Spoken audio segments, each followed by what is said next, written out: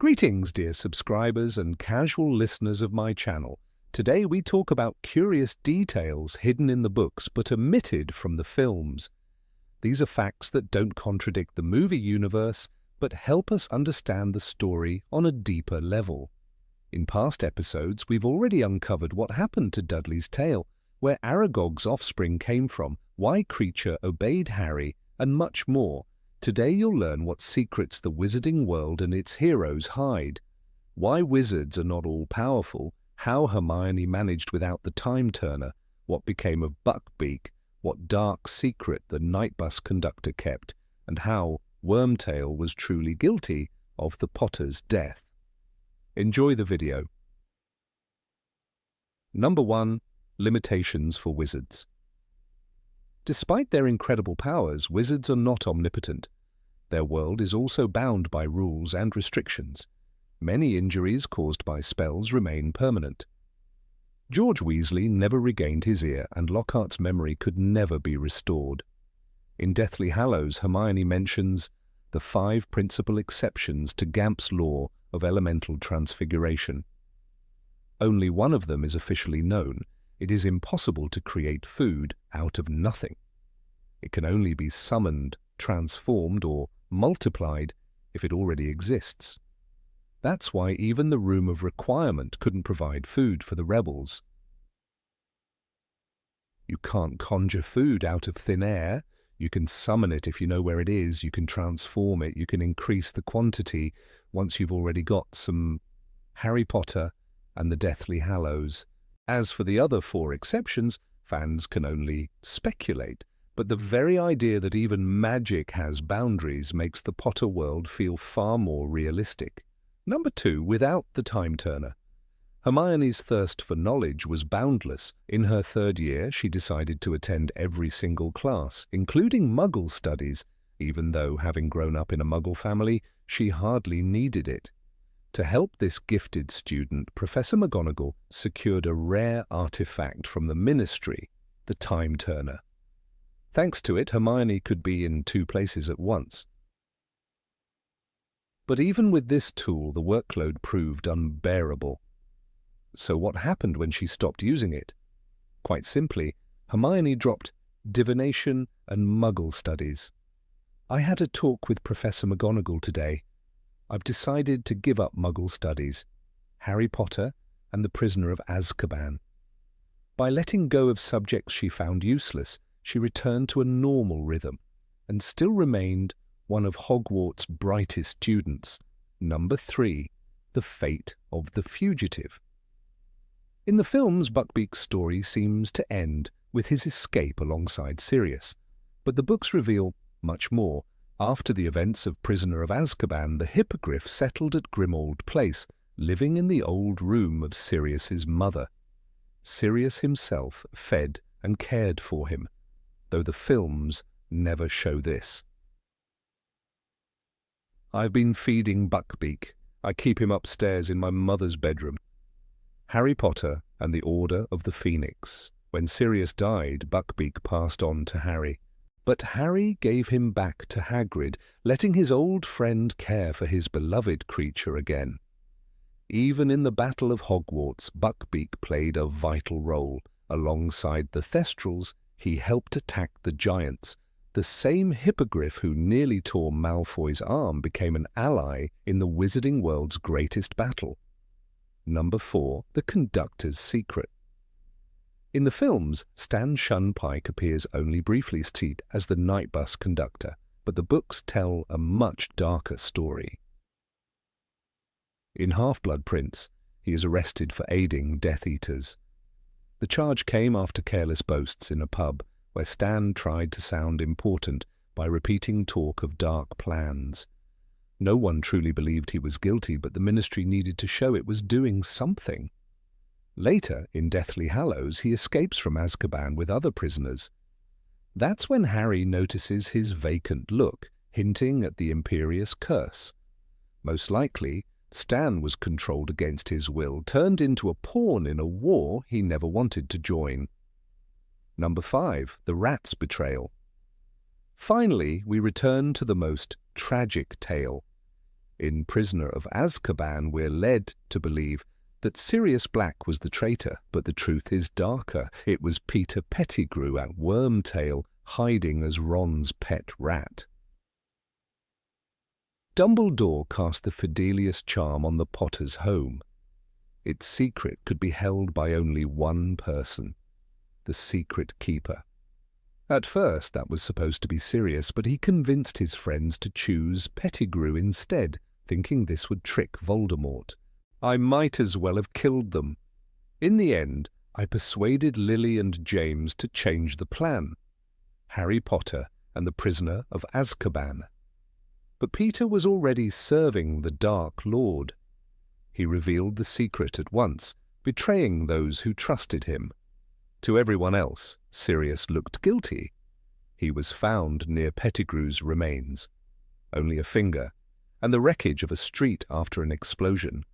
Without trial, he was thrown into Azkaban. Sirius himself blamed his fatal mistake.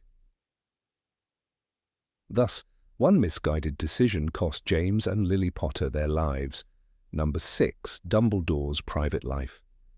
Albus Dumbledore's past is painted only in whispers in the films, but in the books it carries the weight of tragedy. As a young man, he dreamed of reshaping the world alongside Gellert Grindelwald. They spoke of ruling for the greater good, a phrase that later became Grindelwald's banner.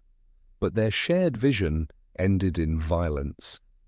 A duel between Albus, Aberforth and Gellert spiraled out of control. Ariana Dumbledore, fragile and unstable in her magic, was caught in the crossfire. Her death broke the family, and Albus carried the guilt like a scar that no spell could heal.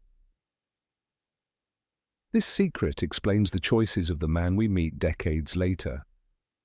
When asked to lead the ministry, he refused, haunted by the fear of repeating old mistakes. He became a teacher, not a ruler, determined never again to seek power for himself. Even with Harry, he hesitated to reveal too much, afraid of pushing the boy down the same dangerous path. "I was afraid I was more gifted than other men," he admits in Deathly Hallows.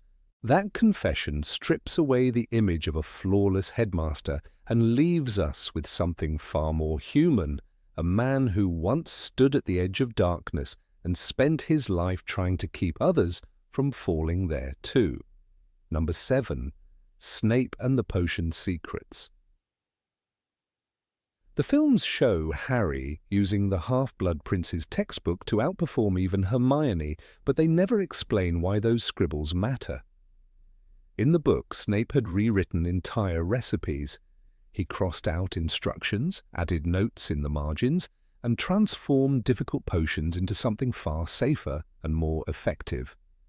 The antidote to poisons, for example, worked better with a simple substitution he invented. His version of the draught of living death brewed more smoothly, producing a flawless result where most students failed. "Add a clockwise stir after the 7th counterclockwise," one note said, and Harry's potion turned perfect. Snape's brilliance was not only in brewing, but in invention. His improvements to the Polyjuice potion shortened its brewing time, a feat even master potion makers respected. Yet in the films, this part of his genius vanishes. He is left only as the bitter teacher and secret spy. The books show something else. Severus Snape was a pioneer in magical science, a man whose innovations lived quietly in the margins of an old book, waiting for someone like Harry to discover them. Number 8. The Ring of Marvolo. In the film Half-Blood Prince, Dumbledore's blackened hand appears without explanation. The book reveals the truth. He found the Gaunt family ring, a Horcrux hidden in the ruins of their home, but it was more than a cursed relic. It contained the Resurrection Stone, one of the Deathly Hallows. For Dumbledore, who carried a lifetime of guilt over his sister Ariana's death, the temptation was unbearable. He slipped the ring on his finger, hoping to see his lost family again. The trap closed instantly. The Horcrux carried a deadly curse meant to kill anyone who tried to claim it. Dumbledore barely survived, saved only by Snape's quick intervention. Still, the damage was done. "It will spread, and eventually it will kill you," Snape told him. The curse left his hand withered and black, a constant reminder that even the greatest wizard could falter before grief. This was no accident of war, it was a moment of weakness, a private mistake. The films reduce the ring to just another Horcrux, but the book makes it a mirror of Dumbledore's humanity. He was wise, powerful, and yet broken by loss. His desire to see his family one more time doomed him to a slow death. That flaw gave his final choices greater weight. When he climbed the astronomy tower, he already knew his days were numbered. The ring did not just wound him, it set the clock ticking on the headmaster's life. Number 9. The history of the Hogwarts houses. The Sorting Hat sings each year of the 4 founders, but the films never linger on their stories.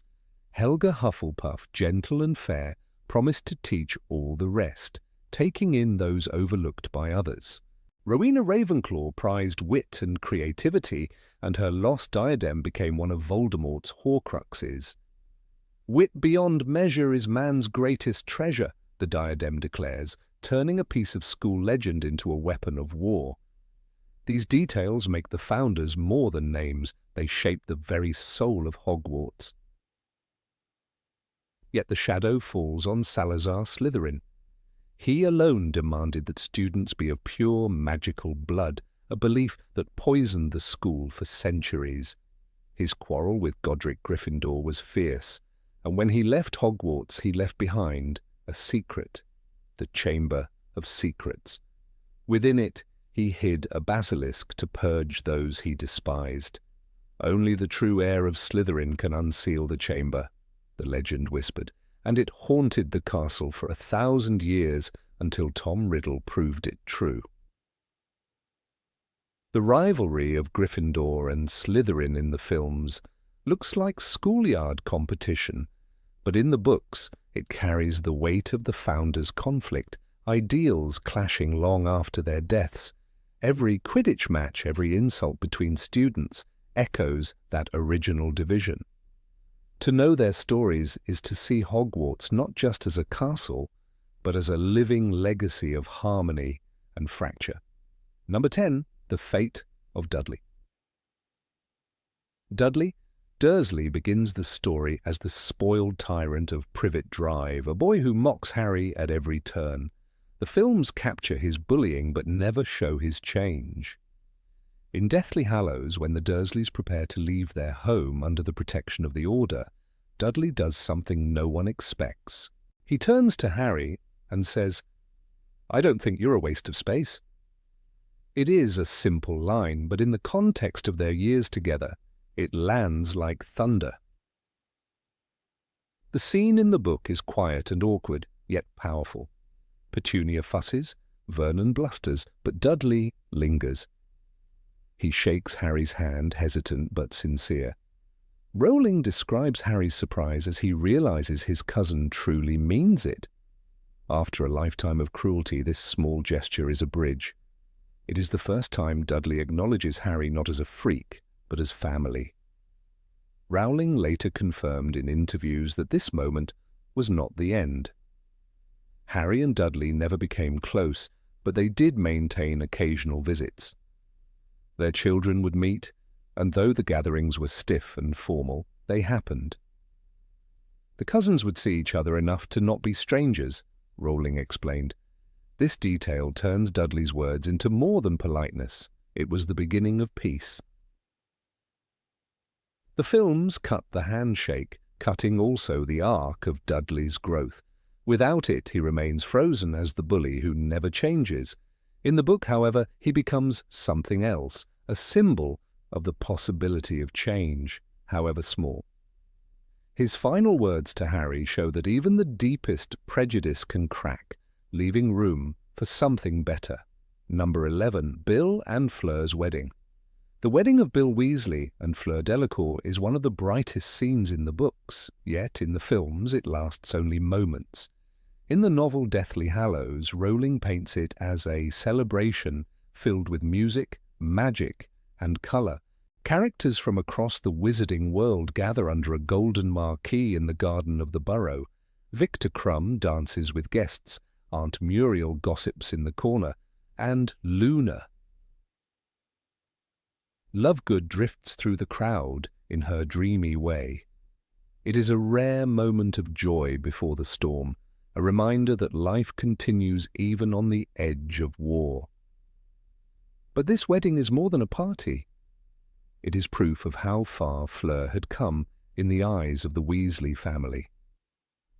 When she first appeared in Goblet of Fire, Molly and Ginny dismissed her as shallow and vain. They even mocked her accent.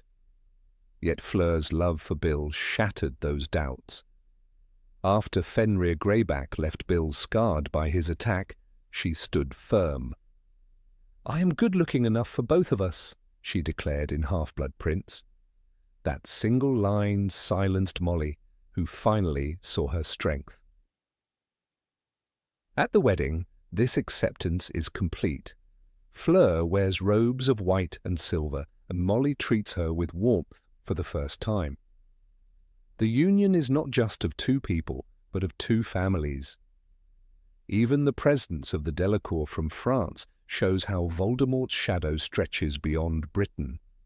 In that tent, alliances are sealed with laughter and dance, but every toast carries an unspoken weight, for all know the ministry has already fallen. Then the spell of celebration breaks. In the middle of laughter and music, a Patronus crashes into the tent with the chilling words, "The ministry has fallen, Scrimgeour is dead, they are coming." Chaos follows. The golden lights flicker, guests scatter. The Burrow, once filled with music, becomes the first battlefield of a darker chapter. The film gives only a fragment of this moment, but in the book, the wedding lingers as a symbol, love shining for a heartbeat before being drowned by war. Number 12, the history of house elves. House elves in the Harry Potter world are not just servants who appear for comic relief or sudden tragedy. They are an ancient race, bound by tradition and powerful in ways wizards rarely admit. Their magic does not rely on wands, and it often bypasses the limits that restrict human spellcasters. When Dobby disarms Lucius Malfoy in Chamber of Secrets, it is not just a moment of defiance. It shows that a creature dismissed as inferior could perform wandless magic that astonishes even purebloods. Wizards may call them servants, but house elves hold a power rooted in their own history. The story of Kreacher makes this truth sharper. In the books, his loyalty to the Black family is not a matter of choice. It is tradition, expectation, and the weight of centuries pressing on his shoulders. Sirius Black calls him that foul little and refuses to treat him with respect. But to Kreacher, Sirius is a betrayer, a son who scorned the family Kreacher was created to serve. When Sirius mocks his mother's portrait, Kreacher feels that pain more deeply than any insult. "Kreacher lives to serve the noble house of Black," he croaks, showing where his heart lies. The films flatten this into a grudge, but in the books it is a tragedy of clashing loyalties. Harry's relationship with Kreacher proves how fragile and yet how powerful respect can be. At first, Kreacher helps Voldemort's followers out of spite, but later, when Harry shows him kindness, the change is astonishing. "Kreacher will be honored to join the fight," he says, before the Battle of Hogwarts. The elf who once betrayed them now leads other house elves with frying pans and knives against Death Eaters.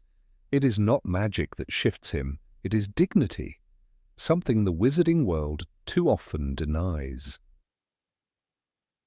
The larger story is one of slavery and freedom. Dobby's endless cry, "Dobby is free," echoes like a warning to wizards who believe they own their servants forever. Creature's Tale reminds us that loyalty is never simple when built on chains. And while the films gave us glimpses of both, the books force us to confront the truth. House elves are not side characters in a wizard story, but a mirror of power, tradition, and the cost of ignoring the oppressed. Would Voldemort's war have ended the same way without them? Perhaps not. And that silence in the films leaves us with an unfinished truth. Number 13. Dudley and the Dementors. On a dark evening in Harry Potter and the Order of the Phoenix, the films show only the bare surface of a terrifying scene. Harry and his cousin Dudley Dursley attacked by Dementors in a dingy alley in Little Whinging. In the movie, the camera lingers on Dudley's panic and confusion, portraying him as little more than a frightened boy out of his depth. But J.K. Rowling's novel reveals a far deeper and more chilling truth about what actually happened to Dudley when those creatures of despair closed in on him. Unlike the simple fear shown on screen, Dudley was forced to confront the ugliest parts of his own soul. The Dementors did not only frighten him, they dragged him into a confrontation with shame, guilt, and the recognition of his own cruelty. This is the layer of storytelling the films chose to leave in the shadows. Rowling makes it clear that Dementors do not simply terrify people by their presence, they strip away the protective layers of denial and self-image, forcing their victims to relive their worst memories or feel the crushing weight of their darkest emotions. Harry, since the beginning of the series, has always heard his mother's screams as Voldemort killed her. That is why he is particularly sensitive to their presence. But when the Dementors attack Dudley, the narrative takes a surprising turn. Dudley has never experienced a tragic death or profound trauma. He grew up coddled by his parents, Vernon and Petunia, showered with sweets and spoiled with gifts. On the surface, he should have had nothing for the Dementors to latch onto, and yet Rowling reveals that Dudley collapses under their power because they force him to feel something he has always avoided, the reality of who he is. The book makes a crucial statement through Harry's later reflections. He realizes that Dudley must have been confronted not by screams of murder or visions of loss, but by himself. Rowling describes it with precision. Dudley is shown the emptiness of his bullying, the malice of his actions, and for the first time in his pampered life, he experiences true shame. This is why he stumbles away from the attack, pale, silent, and shaken in a way that frightens even his parents. Dudley, who once laughed at Harry's suffering, is suddenly broken open by the reflection of his own cruelty. The films, however, reduce this transformation to a shallow moment of terror. Viewers see Dudley whimper, shiver, and cling to his mother, but they are left with the impression that he simply got scared of strange creatures in the dark. The depth of the books vanishes on screen, flattening Dudley into a frightened caricature. Yet Rowling's intention was not just to scare him, it was to change him. The confrontation with the Dementors is the narrative catalyst that begins Dudley's path toward self-awareness. Without it, he would have remained the brutish cousin who tormented Harry without consequence. This is underscored later in the book when Harry considers what Dudley must have seen. Rowling writes, "I think I know what Dudley saw. The Dementor, it must have shown him himself for what he really was." This simple observation carries a profound weight. For Dudley, who had always strutted through life as the king of Privet Drive, shielded by his parents' indulgence, this glimpse into his true nature is a humiliation far worse than physical pain. The boy who boasted about beating up younger children and mocking Harry's nightmares is suddenly stripped of the illusion of strength. He is left bare to himself, and he does not like what he sees. It is worth remembering how Dudley was portrayed before this attack. From the very first book, he is shown as a symbol of indulgence and arrogance. On his 11th birthday, he throws a tantrum when his parents give him 37 presents instead of 38. He enjoys watching Harry suffer, sneering when Aunt Petunia calls Harry a nasty little boy. He even forms a gang of bullies at Smeltings, his school, where he takes pride in punching smaller children. For years, Dudley represents the ordinary cruelty of those who thrive on privilege, and yet all of this is shaken by the silent, invisible mirror the Dementors hold up to him in that alleyway. The moment also deepens the contrast between Harry and Dudley. Harry faces his past traumas every time Dementors appear, but those memories are not his fault. They are tragedies inflicted upon him. Dudley, however, must confront the consequences of his own choices.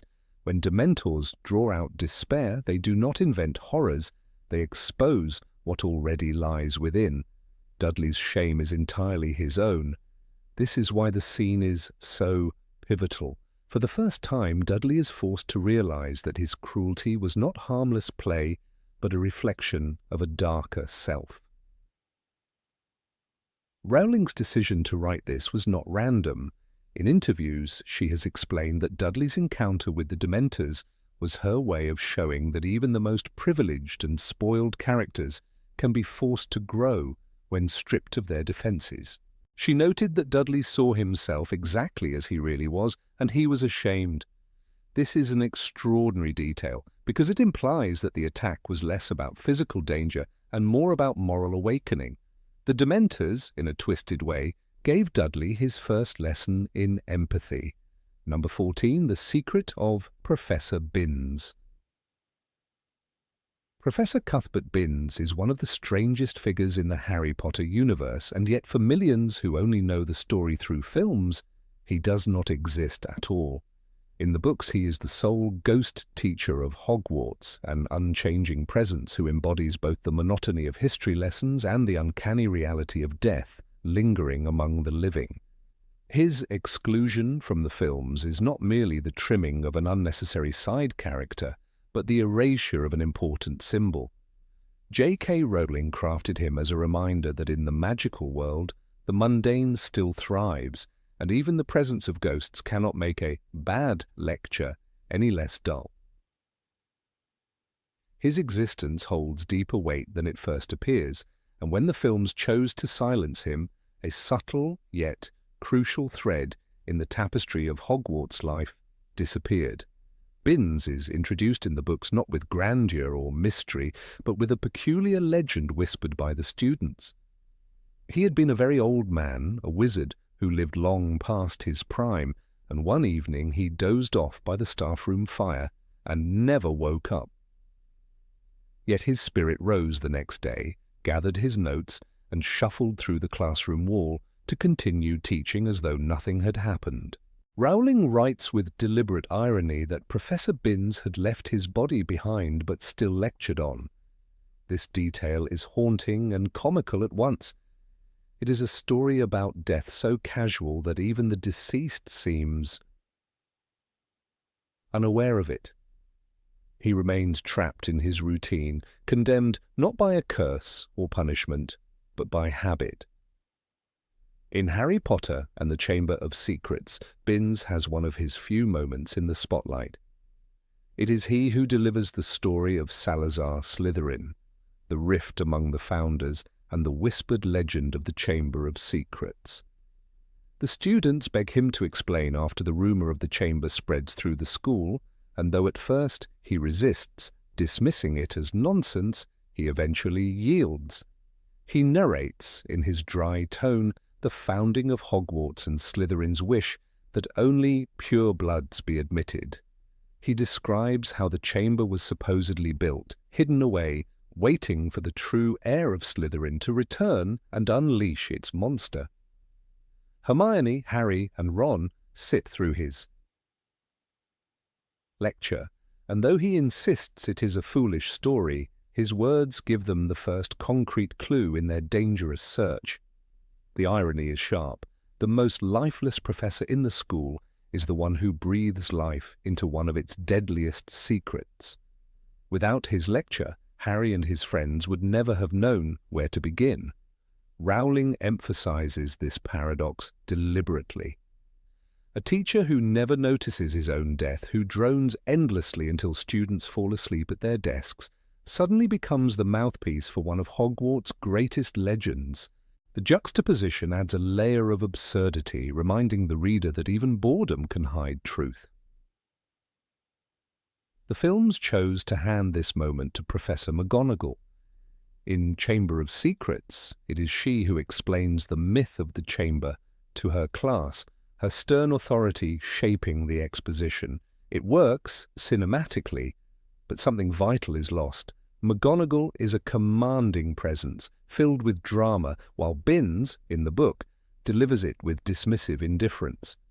The effect in the novel is eerie, children hanging on every word of a ghost who cannot even sense their fear. The classroom setting becomes charged with the uncanny, the blend of dull monotony and lurking danger. The film version, though efficient, misses this tonal complexity. To appreciate why Binns mattered, one must understand Rowling's use of atmosphere. She filled Hogwarts with eccentric details that build the sense of a lived-in school, from Peeves the poltergeist to the moving staircases. Binns belongs to this texture. His lectures are so boring that they transcend time and space, and students speak of his classes as though they are a prison sentence. Binns droned on and on, while the students passed notes behind their books, Rowling writes, capturing the universal experience of a dull teacher. In a world where paintings talk and ghosts crack jokes, Rowling insists that there is still room for unrelenting monotony. Removing Binns removed this particular charm, one of those tiny contradictions that make the world of Hogwarts believable.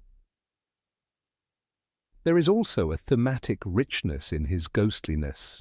Other spectral figures in the castle, such as Nearly Headless Nick or the Bloody Baron, carry tragic or violent stories of their deaths.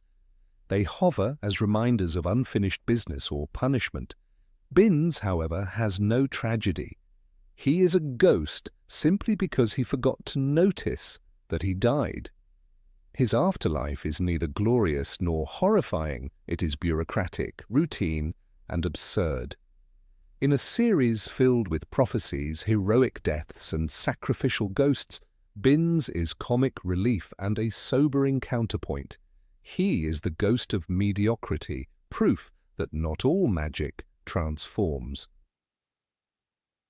The decision to cut him from the films can be understood from a practical standpoint. He is not flashy, nor does he drive the main action beyond that single scene. He has no dramatic visual presence, no moment that would capture an audience's imagination on screen. Yet his absence tilts the story subtly. For readers, Binns represents how Hogwarts, despite being enchanted, still feels like a school filled with monotone teachers and drowsy lessons. For film-only viewers, the school becomes almost too exciting, stripped of its quiet absurdities. The experience of magic loses its grounding in everyday tedium. Number 15, Goblins and the Secrets of Gringotts. The goblins of the Harry Potter universe are remembered by most viewers of the films only as stern-faced clerks and vault guardians of Gringotts, a mysterious bank of marble floors and endless underground passages. Yet this image is a reduction, a flattening of a culture that the books paint with much deeper shades of history, pride, and conflict. The films give us brief flashes of goblin life. Griphook guiding Harry, Ron, and Hermione into the depths of Gringotts in Harry Potter and the Deathly Hallows, or the rows of serious goblins scribbling ledgers in Philosopher's Stone. What is missing is their worldview, their own sense of justice, and the ancient tensions between goblins and wizards that lie like hidden veins beneath the shining marble counters of the Wizarding Bank. When Harry first meets Griphook in Philosopher's Stone, he is struck by the goblin's piercing black eyes and long fingers. Rowling describes the goblins as sharp and businesslike, a race not to be underestimated. In the films, this is where the matter rests. Yet in the books, Harry later learns from Bill Weasley and others that goblins have their own perspective on ownership, one that conflicts directly with human wizarding tradition. A goblin believes that an object made by goblin hands never truly belongs to the buyer. It is only on loan for the duration of the owner's life and should, by rights, be returned after death. This principle explains why they do not mass-produce trinkets for trade, but instead forge powerful weapons and artifacts with the expectation that these treasures remain tied to their makers. For the goblins, craftsmanship is bound with identity, and to treat their creations as mere possessions is to misunderstand them entirely. This point becomes dramatically clear in the case of Godric Gryffindor's sword, the famous weapon that appears whenever a true Gryffindor is in need. In Deathly Hallows, Griphook remarks bitterly, "The sword of Gryffindor was made by goblins. It belongs to the goblins. It is a common belief of your kind that you own things that were made by ours, when in fact you have only borrowed them." These words open a rift between him and Harry, a reminder that centuries of wizard arrogance toward goblins have not been forgotten. The films reduce this to a mere transaction where Griphook demands the sword in exchange for his help in breaking into Bellatrix Lestrange's vault. Yet the underlying philosophy, why the goblin feels justified in claiming the sword, disappears entirely. Without this context, the scene loses much of its power, for Griphook is not simply bargaining, he is asserting a moral truth passed down through generations of his people. The goblin's attitude toward objects is not petty greed, as wizard prejudice often portrays it, but a system of belief rooted in their magical relationship with metal. Goblins are described as unparalleled smiths, able to enchant blades so that they absorb what strengthens them. The sword of Gryffindor, for instance, becomes impregnated with basilisk venom after Harry slays the serpent in Chamber of Secrets. This property is no accident of fate, but a deliberate element of goblin craft, a design so precise and mysterious that wizards cannot replicate it. Goblin-made armor does not rust, tarnish, or break. It imbibes only that which strengthens it, Bill Weasley explains to Harry. These words, absent from the films, reveal a unique kind of magic, one separate from wands and incantations. It is a magic of forging and transformation, born from fire, hammer, and the will of the goblin mind. The absence of this law in the films leaves audiences with the impression that goblins are little more than bankers who tally numbers in ledgers. But the truth is that their identity as bankers is only one aspect of their survival strategy in a world that has historically marginalized them. In the wizarding world, goblins have long been excluded from wielding wands, a ban that wizards justify by claiming that goblins are not meant for such tools. Instead of wands, goblins cultivated their own forms of enchantment, most visibly through metalwork. This exclusion breeds resentment, for goblins know that their magical abilities are underestimated. Their resentment is not imaginary. Wizard history is marked by repeated goblin rebellions, bloody conflicts often sparked by wizard refusal to respect goblin customs. Names like Ragnarok I, a legendary goblin king and forger, are whispered in wizard histories as instigators of uprisings that most wizards prefer to forget. Yet these events define goblin identity as much as the marble halls of Gringotts. In Deathly Hallows, Rowling carefully places Griphook at the centre of Harry's desperate heist into Gringotts. Griphook is no mere guide but a reminder of these old wounds. His mistrust of wizards is palpable. When Harry insists that Gryffindor's sword is needed to destroy Horcruxes, Griphook responds with a cutting observation. and yet you ask me to help you destroy with the very sword my people made the treasure of another." His words reveal the tragic irony. Wizards rely on goblin craft to save their world, yet goblins themselves remain excluded from the victories they enable. The films miss this nuance, framing Griphook simply as a greedy turncoat who betrays Harry after gaining the sword. Without the context of cultural betrayal, Griphook appears ungrateful when in truth he is acting according to a different moral compass. Number 16. Ravenclaw's Diadem Story. Rowena Ravenclaw was remembered as the most brilliant of the 4 founders of Hogwarts, and her diadem was said to bestow wisdom upon anyone who wore it.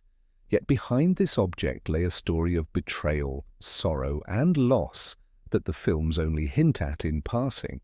When Harry sees the diadem in the Room of Requirement in Harry Potter and the Deathly Hallows, Part 2, the moment arrives without wait, stripped of the centuries of pain attached to it. In the novels, however, the tale of the diadem is revealed as one of the most tragic episodes in the history of Hogwarts, connecting mother and daughter, ambition and regret, and ultimately leading to its corruption by Voldemort. The Grey Lady, whom most students only knew as the quiet and aloof ghost of Ravenclaw Tower, was in fact Helena Ravenclaw, Rowena's only daughter. She had inherited not only her mother's intelligence, but also her pride and ambition. Consumed by jealousy of her mother's fame and desperate to prove her own worth, Helena made the fateful choice to steal the diadem. J.K. Rowling writes that the diadem of Ravenclaw was said to increase the wisdom of the wearer. Wise beyond measure is man's greatest treasure. It was this promise of greater wisdom that lured Helena, for she believed the artifact could elevate her above even her mother. This act of theft was not simply rebellion, it was a wound to Rowena's heart that never healed. The tragedy deepened when Rowena, mortally ill, longed to see her daughter one final time. She sent the man who loved Helena the Baron to find her, but Helena, hiding in Albania, rejected him. Enraged by her rejection and blinded by his own fury, the Baron killed her. In his grief and horror, he took his own life, binding them both as restless spirits.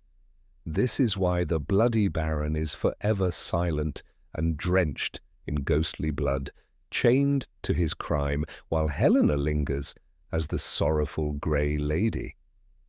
The films do not pause to give this history, but in the book, Harry learns it in a haunting confession that makes the search for the diadem more than a puzzle. When Harry approaches the Grey Lady in the novel, she speaks of her crime in a tone of anguish. "I stole the diadem," she admits, a statement as heavy as any curse. She tells Harry that she hid it in a hollow tree in the forests of Albania, where it remained for centuries until another seeker found it. Voldemort, young Tom Riddle, had charmed the Grey Lady into revealing her secret, playing upon her vanity just as she had once betrayed her mother.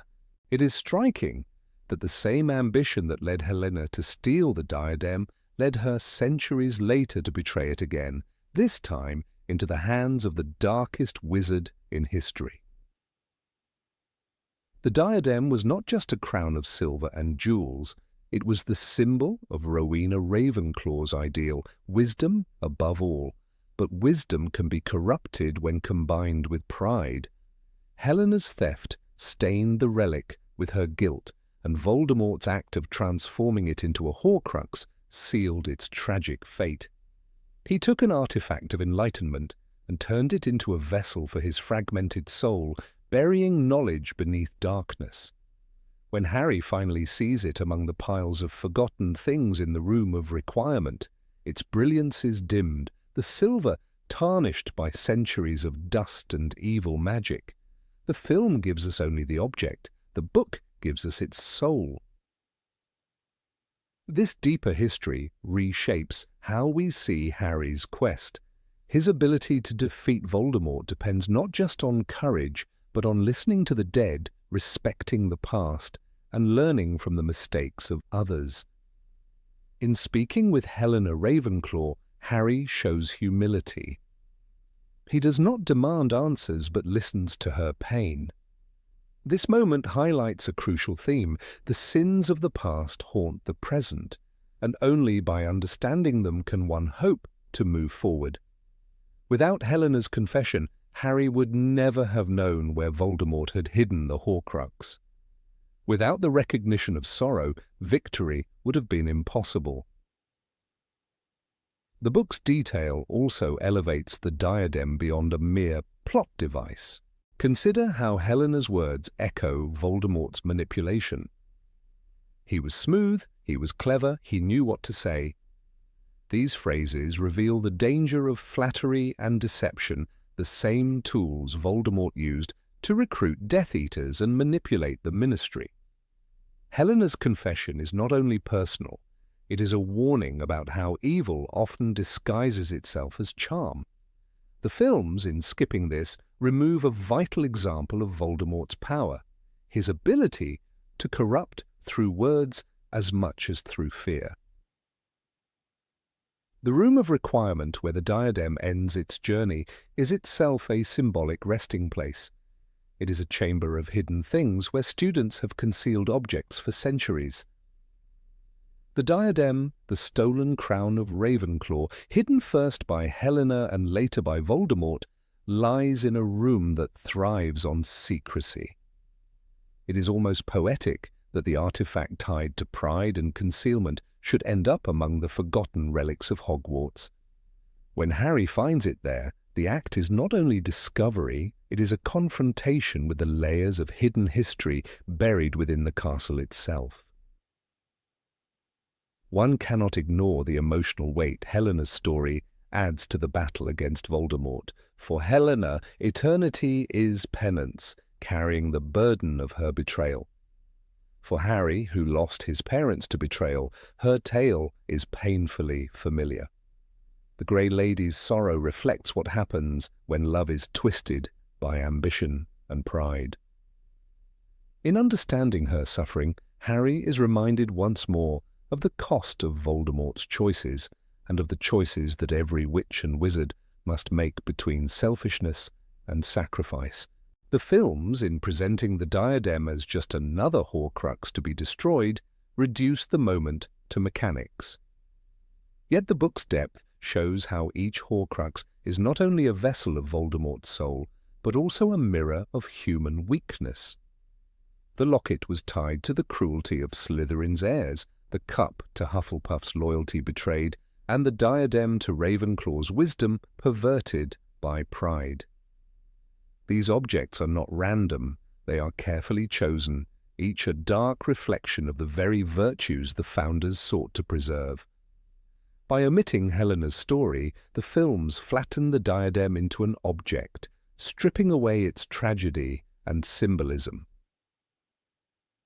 Rowena Ravenclaw herself becomes a shadowed figure in this narrative. Known for her brilliance, she is remembered in legend as a noble founder, but the story of the diadem reveals her as a mother as well. Dying, she longed for her daughter's forgiveness and presence. She never received it. The heartbreak of Ravenclaw is that the very treasure she created to embody wisdom became the source of her daughter's downfall. The diadem was not just stolen, it was cursed by the absence of reconciliation. The book allows us to glimpse this heartbreak, while the films leave Rowena as a mere name on the Hogwarts crest. The idea of wisdom itself is questioned in this tale. Helena believed that wearing the diadem would make her wiser than anyone, but wisdom without humility leads only to ruin. Voldemort too pursued knowledge without restraint, tearing his soul apart to achieve immortality. Both Helena and Voldemort mirror each other in their hunger for greatness, and both end up bound to sorrow. The diadem's fate becomes a warning that wisdom is not the same as power, and that intelligence without love can destroy rather than save. Harry's destruction of the diadem in the flames of the fiend fire is not merely the end of a Horcrux. It is the cleansing of centuries of guilt. The cursed fire conjured by Crabbe in his recklessness consumes the diadem along with countless hidden objects. It is as though the castle itself demands release from the burden of secrets. The flames roar like judgment, and when the diadem crumbles to ash, Helena's spirit is finally freed from her silence. It is not stated outright, but the reader can sense that the Grey Lady at last finds a measure of peace. The silence of the films in this regard leaves the viewer with a puzzle piece missing. Why was the Grey Lady suddenly significant? Why did Harry know where to look? Without the history, her role feels incidental. In the book, her presence is crucial, a bridge between the living and the dead, between past mistakes and present redemption. It is through Helena's confession that Harry steps closer to victory, and through her grief that the reader feels the weight of Hogwarts' forgotten history. The diadem of Ravenclaw, then, is not merely an object destroyed in fire. It is a story of ambition, betrayal, manipulation, and eventual release. It binds together the founder, Rowena, her daughter Helena, the Baron, Voldemort, and Harry. Each of them touches it in different ways, and each reveals something about the dangers of pride and the power of humility. The films, in skimming past this, lose one of the richest and most poignant narratives in the saga. The books remind us that every relic has a history, and every history carries a lesson waiting to be learned. Number 17, Percy Weasley's role.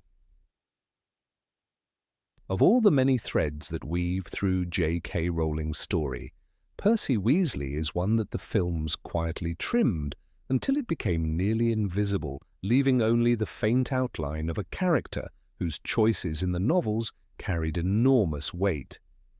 In the movies, he is a background figure, a prefect with a slightly pompous air, quickly forgotten amid the chaos of battles and the humour of his more boisterous brothers. Yet in the books, Percy is far more than a comic accessory. He embodies the tension between loyalty to one's family and loyalty to an institution, between the safe path of ambition and the dangerous path of truth. By ignoring his story, the films left out one of the most painful family conflicts in the saga, a conflict that mirrored the larger war itself. Percy's trajectory in the novels begins innocently enough. In Harry Potter and the Chamber of Secrets, he is portrayed as the responsible older brother, obsessed with rules and duty. His appointment as a prefect, and later as head boy, becomes his badge of honor. While Fred and George mock him for his seriousness, his parents beam with pride. Molly Weasley, in particular, delights in Percy's achievements, hoping that her son's respectability and ambition will secure him a good future. It is easy to see how Percy begins to internalize the idea that advancement within institutions like Hogwarts and the Ministry of Magic represents success, while rebellion or recklessness, traits embodied by Fred and George, represent failure. This devotion to authority reaches a breaking point in Harry Potter and the Order of the Phoenix.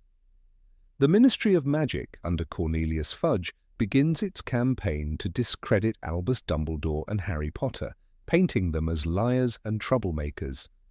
Percy, freshly employed at the Ministry, seizes this opportunity to distinguish himself. When Arthur Weasley remains loyal to Dumbledore, Percy takes the opposite path, siding with the Ministry and writing a cold, devastating letter to his parents. In that letter, Percy tells them that Dumbledore is losing his grip, that associating with Harry will damage their reputations, and that he himself will not speak to them until they renounce their loyalties. Rowling writes it with brutal clarity. I am very ashamed of you.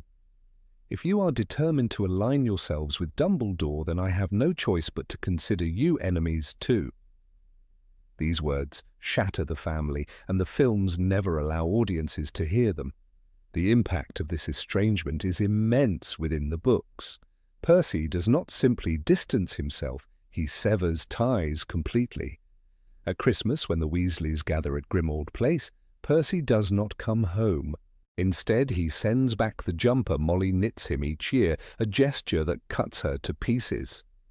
Rowling describes Molly sobbing over it, while Arthur tries in vain to comfort her.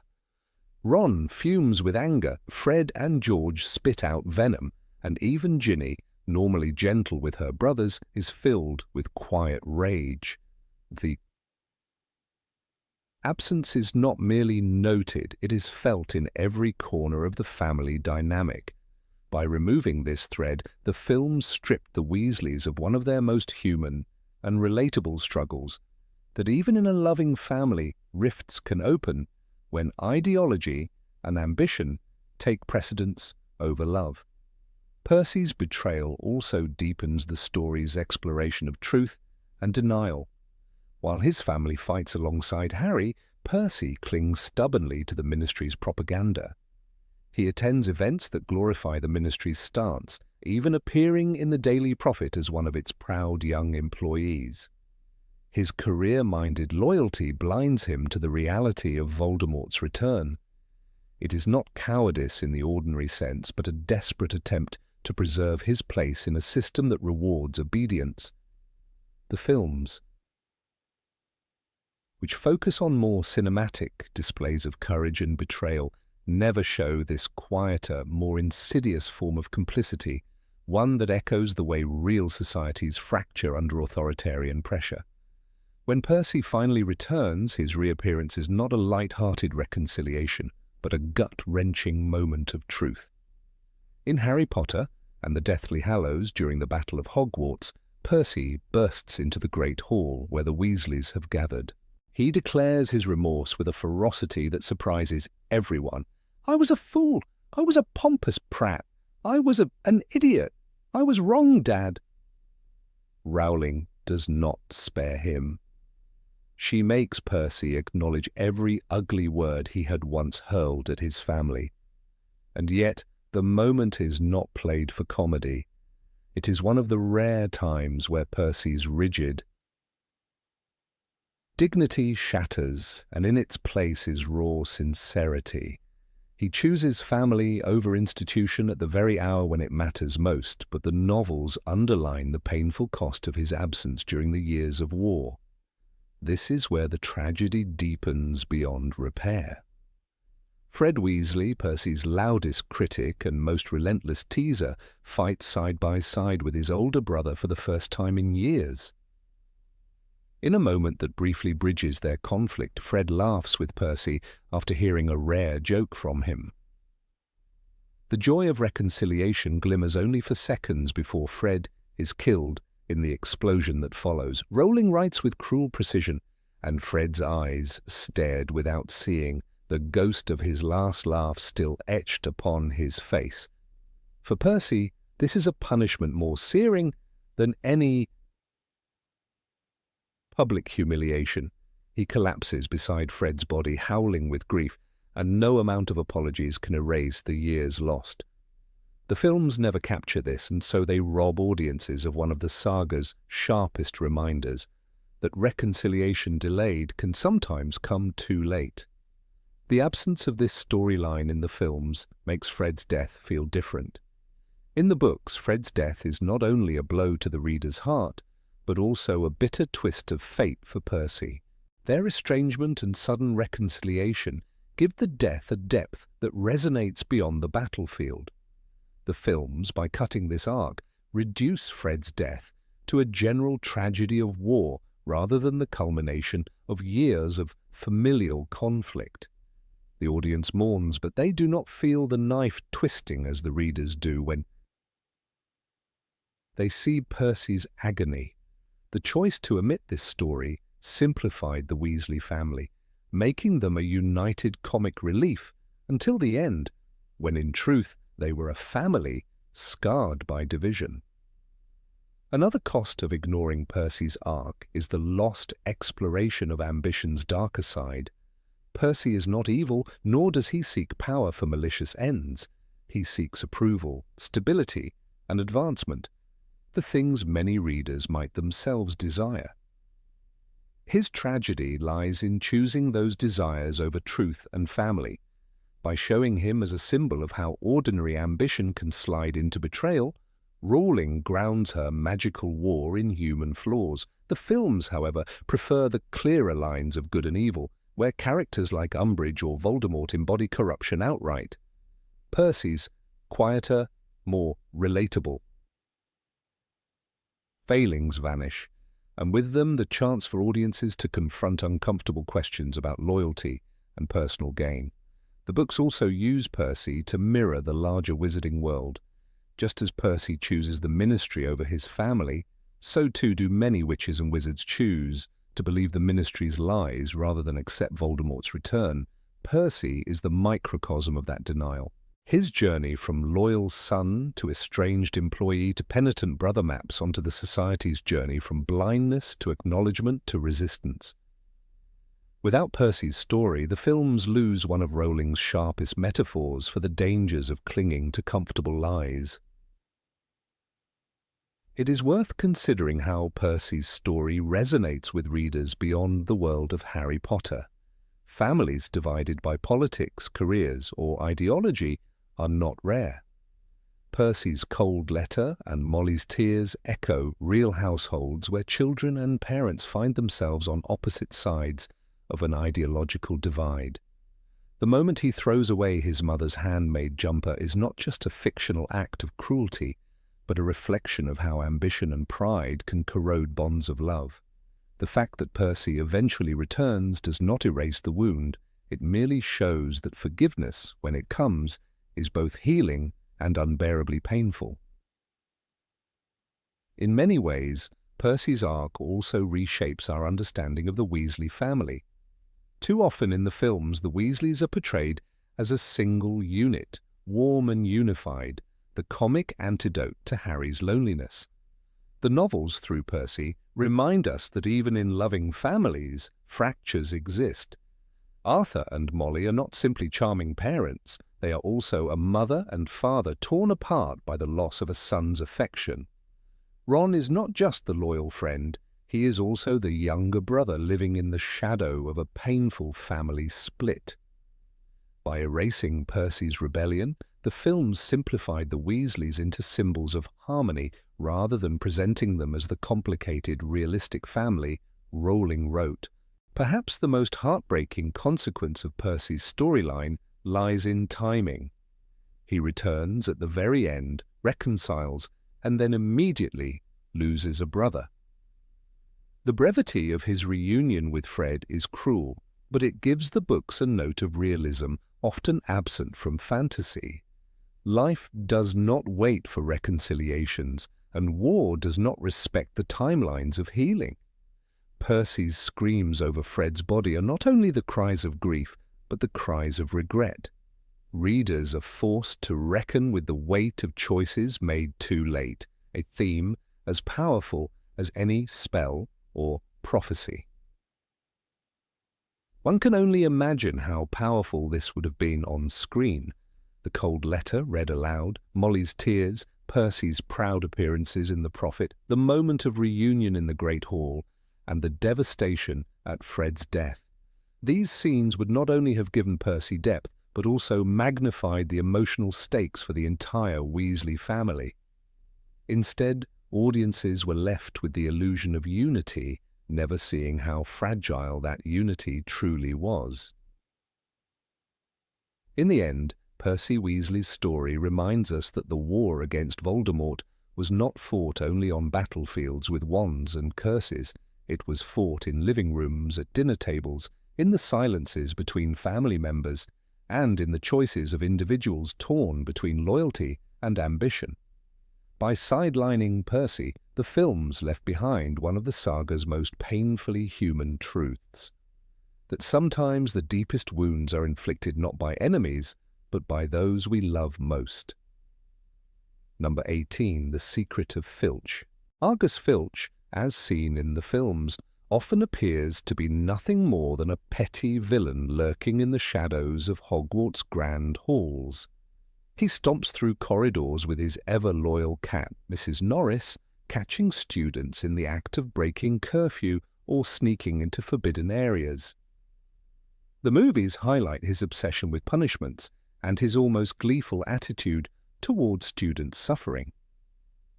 Yet, behind this portrayal lies a secret revealed only in the books, one that changes everything we know about him. The films omit the single detail that turns him from a caricature into a tragic figure. Filch is a squib, a non-magical child born to wizard parents. This omission leaves audiences with a shallow impression of his character, while readers discover a man plagued by humiliation, envy, and a life lived on the fringes of a world that celebrates magic he can never possess. The revelation occurs in Harry Potter and the Chamber of Secrets, when Harry, while trying to avoid being caught by Filch, accidentally stumbles into his office. There, scattered among the clutter, lies a pamphlet titled Quick Spell, a correspondence course in beginner's magic. The subtitle is painfully direct, a simple course for squibs. Rowling's description leaves no room for doubt.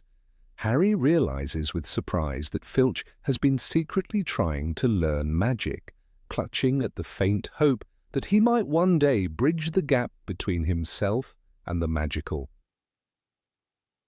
Community.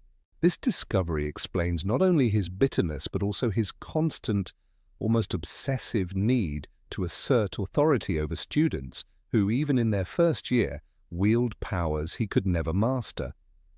The films never grant us this window into his soul, leaving him one-dimensional when in truth he is one of the most pitiable characters in the castle.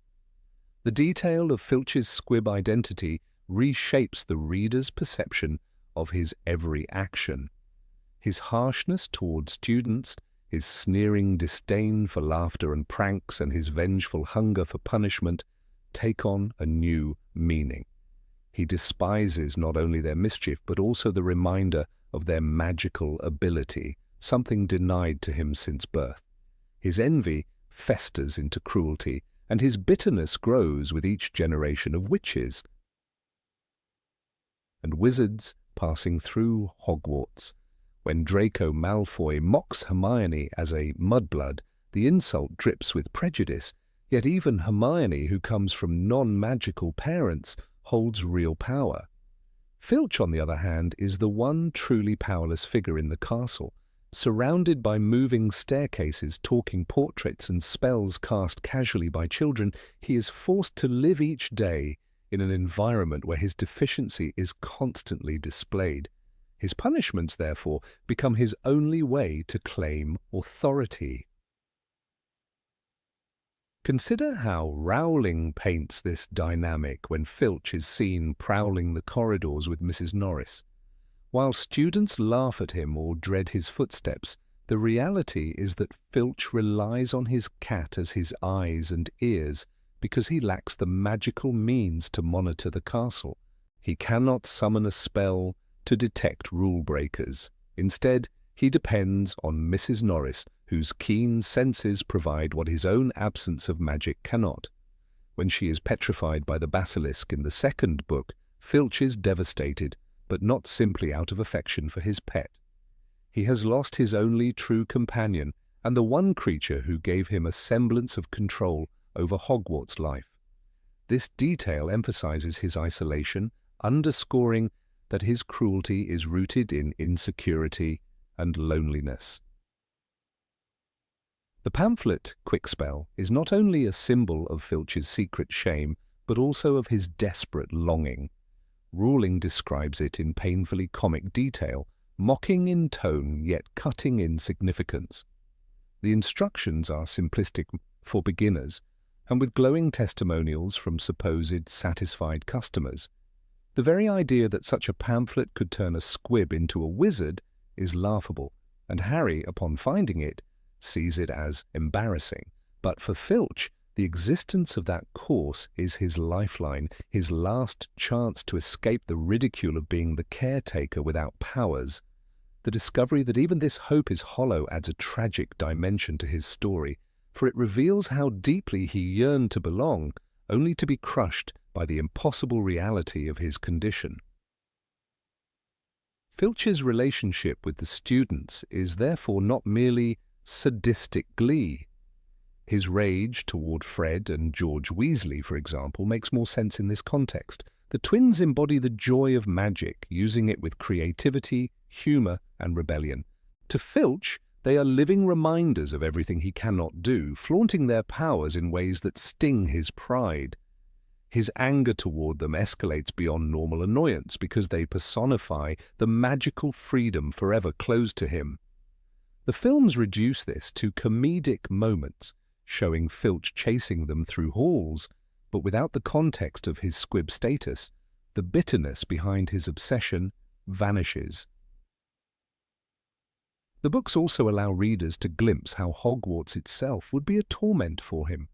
Imagine living in a castle where children younger than 11 can light fires with a flick of their wand, while you, a grown man, cannot manage even the simplest charm. Every enchanted ceiling, every talking painting, every magical feast is a reminder of what you lack. Even Peeves, the poltergeist who torments Filch endlessly, mocks him for his inability to fight back magically. Filch tries to wield power with chains, threats, and dusty rulebooks, but the truth is that he is powerless against both magic and mischief. His threats of dungeons and shackles sound pathetic precisely because everyone knows he cannot enforce them without the help of real wizards. This constant humiliation deepens his resentment. His secret also places him in a painful social position. Squibs in the wizarding world often face ostracism, pity, or shame. They live in limbo, unable to fully join the magical world, but too tied to it to escape into the Muggle one. Filch, by working at Hogwarts, has placed himself in the most painful position of all, surrounded by what he cannot do, forced to watch generations of children thrive where he has failed. This explains the venom in his voice when he shouts at Harry, Ron, and Hermione, or the satisfaction he takes in doling out punishments. It is not simply discipline, it is revenge against a world that rejected him. Rowling emphasizes this when she describes Filch's humiliation upon realizing Harry had seen the Quickspell pamphlet. His desperation to hide it shows the depth of his shame. "It's not mine," he snaps, trying to disguise his embarrassment. But Harry already understands. That moment reveals the fragility beneath his bluster, and readers suddenly see the man not as a villain, but as a wounded figure trapped in a life he cannot change. The films never portray this vulnerability, never show the tremor of panic in Filch's reaction, and thus they rob audiences of the chance to pity him. This detail also links to a broader theme in the series: the pain of being an outsider in the wizarding world. Just as Muggleborns like Hermione face prejudice, and half-bloods like Snape carry their own scars, Filch represents the other side of exclusion, the one who was born into the magical world but cannot partake in its gifts. His bitterness mirrors Snape's anger, though Snape at least had the power to fight back. Filch has no such recourse.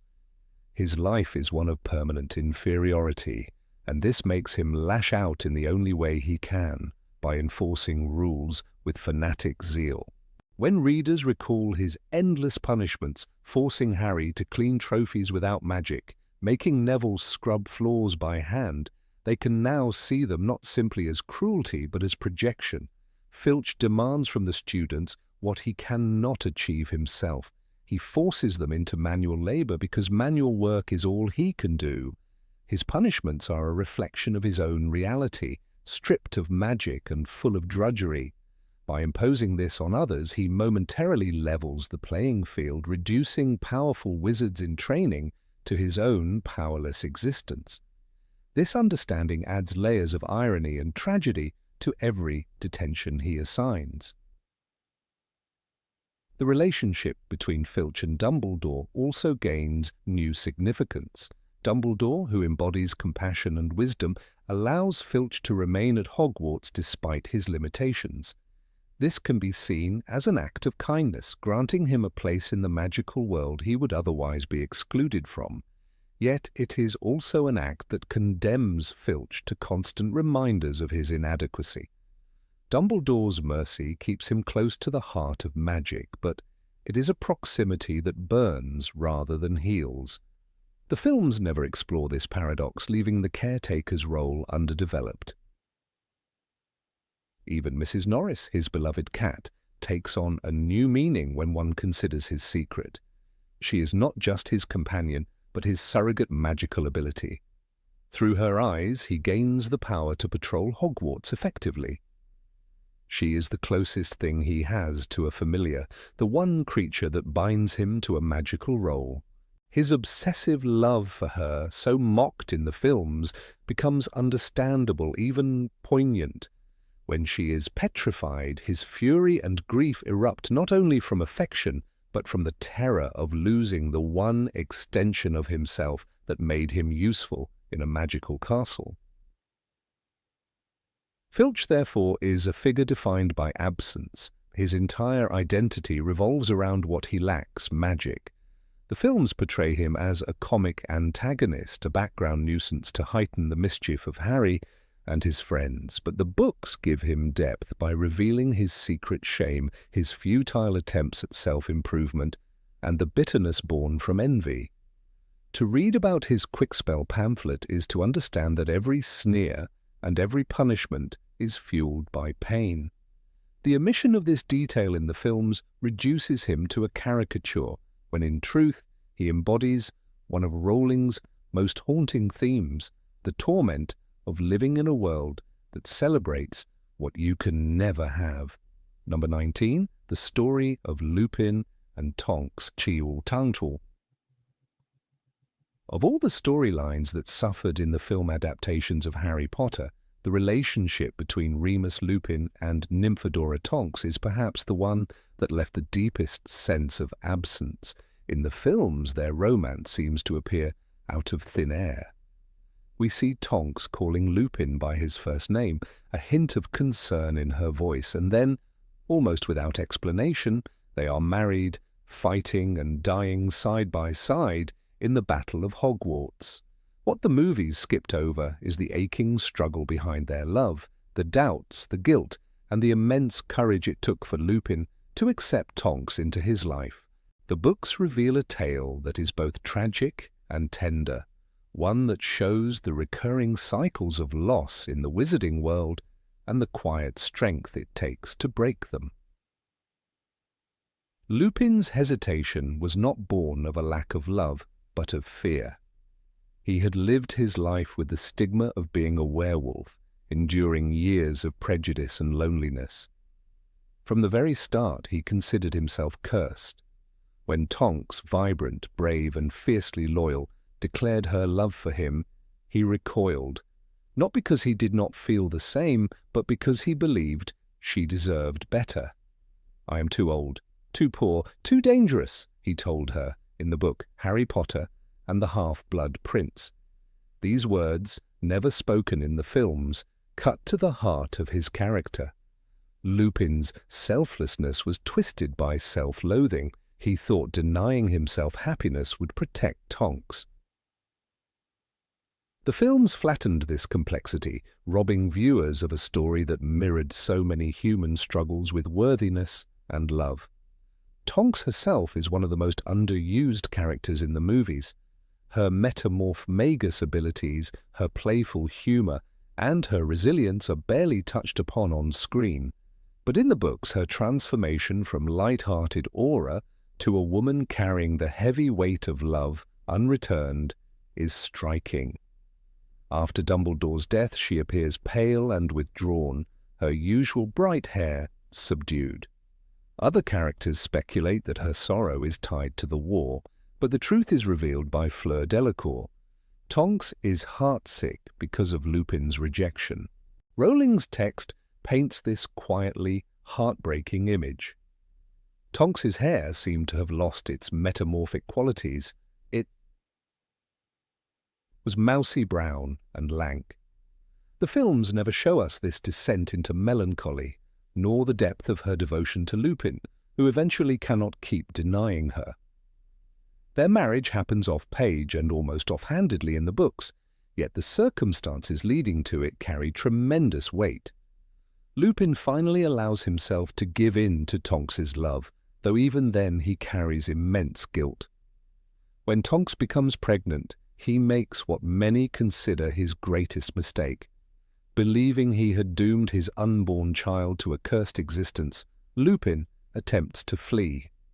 He seeks refuge with Harry, Ron, and Hermione, who are already on their perilous journey to destroy Horcruxes. It is here that Rowling gives us one of the rawest moments of confrontation between Harry and a mentor. Harry, filled with rage, calls Lupin a coward, saying, "Sometimes you remind me a lot of James." He'd have regarded it as the height of dishonor to desert his family. This exchange is almost unbearable in its intensity, for Lupin, a man Harry idolized, momentarily falters in his courage. The films exclude this entirely, stripping the story of one of its most powerful moral lessons. Responsibility is not about being flawless, but about returning when you falter. The moment Harry confronts Lupin is also a turning point for Lupin himself. Though furious at Harry's words, he later admits that the young wizard was right. He returns to Tonks, recommitting himself to fatherhood. This redemption arc is crucial to understanding Lupin's humanity. He was never simply the wise professor of Prisoner of Azkaban or the brave member of the Order of the Phoenix. He was a man deeply wounded by a lifetime of prejudice, struggling with depression and self-hatred, yet capable of immense love. The films, by cutting this out, denied audiences the chance to see a flawed hero who makes mistakes but ultimately learns to fight not just for the world, but for his family. The tragedy of their deaths in the Battle of Hogwarts takes on even greater weight when one has followed this fuller arc. In the film, they are shown briefly lying hand in hand among the fallen, the camera lingering for only a moment before moving on. But in the book, Harry notices their bodies in the Great Hall. Remus and Tonks, pale and still, their hands almost touching. Knowing the struggle that brought them together and the courage it took Lupin to embrace love despite his fears, this image becomes devastating. They had only just begun their family, and yet, like so many before them in this war, their story ends abruptly. It is a reminder that war does not spare even the most hard-earned happiness. Their son, Edward "Teddy" Lupin, is perhaps the most poignant element of their legacy. The films only briefly mention him, if at all, but in the books he stands as a mirror of Harry himself. Orphaned in infancy by Voldemort's war, Teddy is raised by his grandmother Andromeda Tonks, but with Harry as his godfather. The parallel is intentional and haunting. Just as Sirius was meant to guide Harry, Harry now steps into the role of protector. This cyclical tragedy shows how history repeats itself, but also how choices can reshape its impact. Harry, who once longed for family, now has the chance to be that family for another child.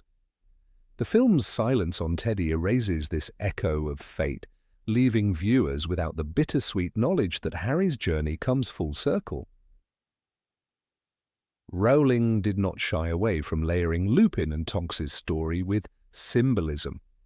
Lupin's lycanthropy was always an allegory for stigma, illness, and the struggle to live with an identity marked as dangerous or unworthy. By choosing love and family despite his fear of passing on his curse, he challenged that stigma. In fact, Teddy is born a healthy metamorphmagus, inheriting Tonks's gift rather than Lupin's condition. This twist is both beautiful and cruel. Lupin never lived to see that his fears were unfounded. It is one of the most heart-wrenching missed moments in the saga. the kind of narrative irony that lodges itself in the reader's heart. The film's omission of this robbed the audience of seeing Lupin's sacrifice transformed into hope. The weight of responsibility and the cost of war are themes woven tightly into their story. Lupin was a marauder, part of the generation that fought in the First Wizarding War, and his survival into the Second War always carried the burden of memory. When he fell at Hogwarts, it symbolized the end of that generation's fight, a handing over of the torch to the younger heroes. Tonks, vibrant and younger, represented the new blood of the Resistance, extinguished before its prime. Together their deaths left behind not just Teddy, but a reminder that wars destroy continuity, tearing apart families and generations. The films, focused on spectacle, gave us flashes of this loss, but not the lingering ache that the books instilled. The books also capture the subtle growth of Harry himself through his interactions with Lupin and Tonks. When Harry calls Lupin a coward, it is a moment of shocking maturity, where the student becomes the teacher. Harry, so often in need of guidance, now becomes the voice of courage, forcing Lupin to face his fears. Later, Harry honors that bond by stepping into Teddy's life as a godfather. These layers of mentorship, loss, and continuity deepen the theme of chosen family, a theme central to the entire saga.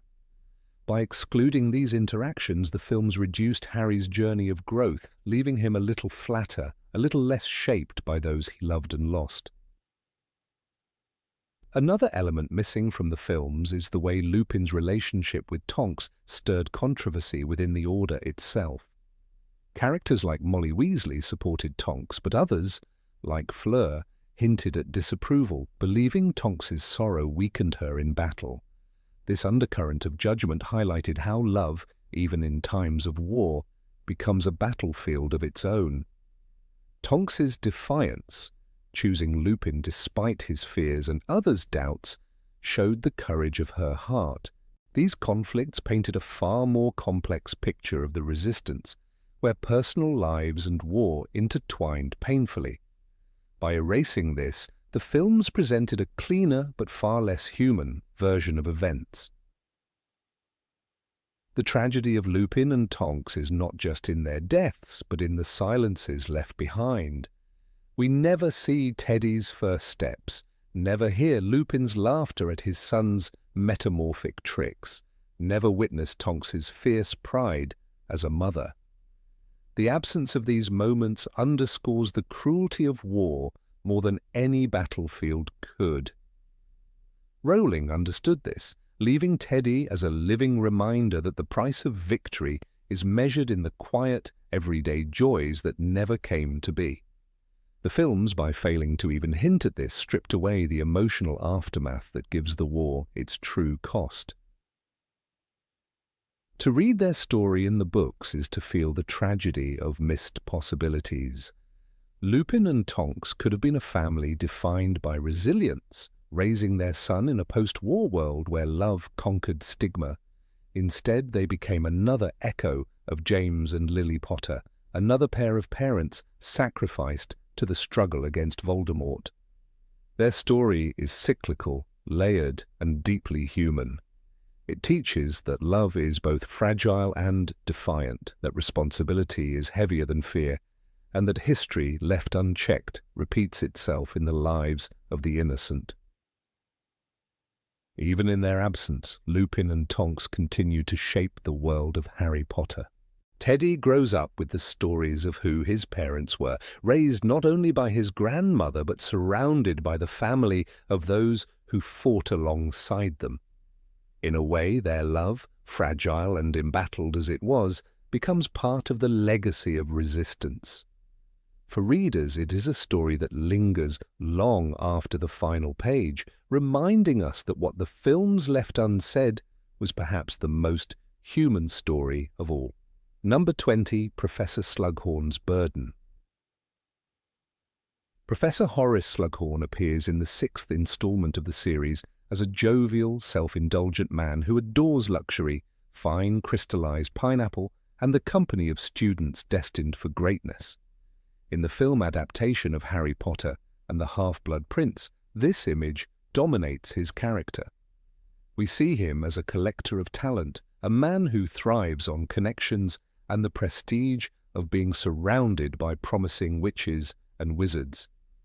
Yet beneath the warm smiles and the chuckles, the novels reveal a far darker truth. Slughorn is haunted by a memory that shaped the fate of the wizarding world. His role is not simply that of a mentor who once favored Lily Evans or Harry Potter himself. He is the man who, with a single, careless conversation, provided Tom Riddle with the key that would allow him to fracture his soul and pursue immortality. When Tom Riddle, still a student at Hogwarts, approached Slughorn, the young Slytherin boy already possessed a chilling charm. He had always been the kind of pupil Slughorn adored, handsome, brilliant, with an aura of mystery that fascinated those around him.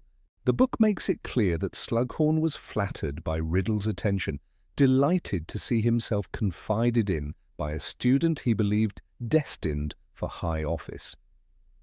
What began as an innocent indulgence became the seed of a catastrophic revelation. Slughorn, enjoying the role of wise tutor, explained more than he ever should have. He gave voice to a concept that Riddle had only guessed at. He whispered the word Horcrux. In Half-Blood Prince, the moment is captured when Riddle presses him with carefully crafted questions, and Slughorn, out of pride and perhaps vanity, responds. He tells Riddle that Horcruxes are created by splitting the soul through murder and encasing the fragment in an object. He admits it is among the darkest of all magic. The book does not soften the weight of this confession. Slughorn is not portrayed as a willing accomplice, but as a man cornered by his own weaknesses. His own words haunt him decades later. "Well, you split your soul, you see, and hide part of it in an object outside the body. Even if one's body is attacked or destroyed, one cannot die." This passage is chilling in its simplicity, but it also establishes why Slughorn, who adored the role of being admired, becomes a man consumed with shame. He knew he had been tricked, yet he also knew he had been complicit. It was his willingness to be the grand professor, the man of wisdom who could explain rare magic, that gave Voldemort, then just Tom Riddle, the very information that made him immortal. The films, however, treat this crucial moment as a mystery concealed within a fog. We see Slughorn trembling when Harry asks him about the memory, but the internal torment that drives his fear is never fully explored on screen. In the movie, his guilt is depicted with half-smiles and nervous denials, leaving the audience to assume he is simply embarrassed. The truth, however, is far darker. Without Slughorn's admission, Voldemort's greatest weapon might never have come into existence. His guilt is not trivial, it is existential. He believes rightly that the blood spilled in the years that followed is partly on his hands. This guilt is the reason Slughorn modifies his memory. He mutilates the recollection itself, distorting it to hide his complicity. The book describes how the memory Harry first views is grotesquely altered, blurred with a heavy fog and abrupt transitions. Dumbledore immediately recognizes it as a forgery. The alteration is symbolic. Slughorn has not only tried to bury the truth from others, but from himself. He wishes to live in a world where his casual indulgence never planted the seed of Voldemort's immortality. His attempt to erase the past only deepens his torment. For years he remains in hiding, drifting from place to place. Avoiding responsibility, avoiding confrontation with the truth he once uttered. The difference between book and film is stark when we examine Harry's pursuit of the true memory. In the novel, Harry's persistence is rooted in understanding how deeply Slughorn has buried his shame. He is not merely begging an old professor for a detail, he is attempting to break through a fortress of self-loathing. Harry appeals not to Slughorn's intellect, but to his heart. He invokes the name of Lily Evans, a student whom Slughorn had cherished and admired. By reminding Slughorn of Lily's sacrifice, Harry cuts directly into the professor's moral wound. Slughorn finally relents, not because of logical persuasion, but because he cannot bear to live with the weight of dishonor when confronted with Lily's memory. The turning point is one of the most morally complex in the entire saga. Slughorn's confession is not just a detail Dumbledore needs, it is the missing piece without which Voldemort's secret remains impenetrable. It was very foolish to ask that question, Slughorn had said to Riddle. And in the unaltered memory, we hear his reluctant, trembling explanation. This moment provides Dumbledore and Harry with the framework to understand that Voldemort must have created multiple Horcruxes. Without it, the quest to destroy them would have been guesswork, blind and hopeless. Slughorn's weakness decades earlier nearly doomed the wizarding world. His courage, however belated, offers the key to saving it. In the films, this nuance is softened, leaving Slughorn as little more than a humorous eccentric. Viewers see him hiding in his armchair transformed into a cushion. They hear him sigh about having taught some of the most influential witches and wizards, but they do not see the deep fracture within his soul. The richness of his character in the novels lies precisely in this contradiction.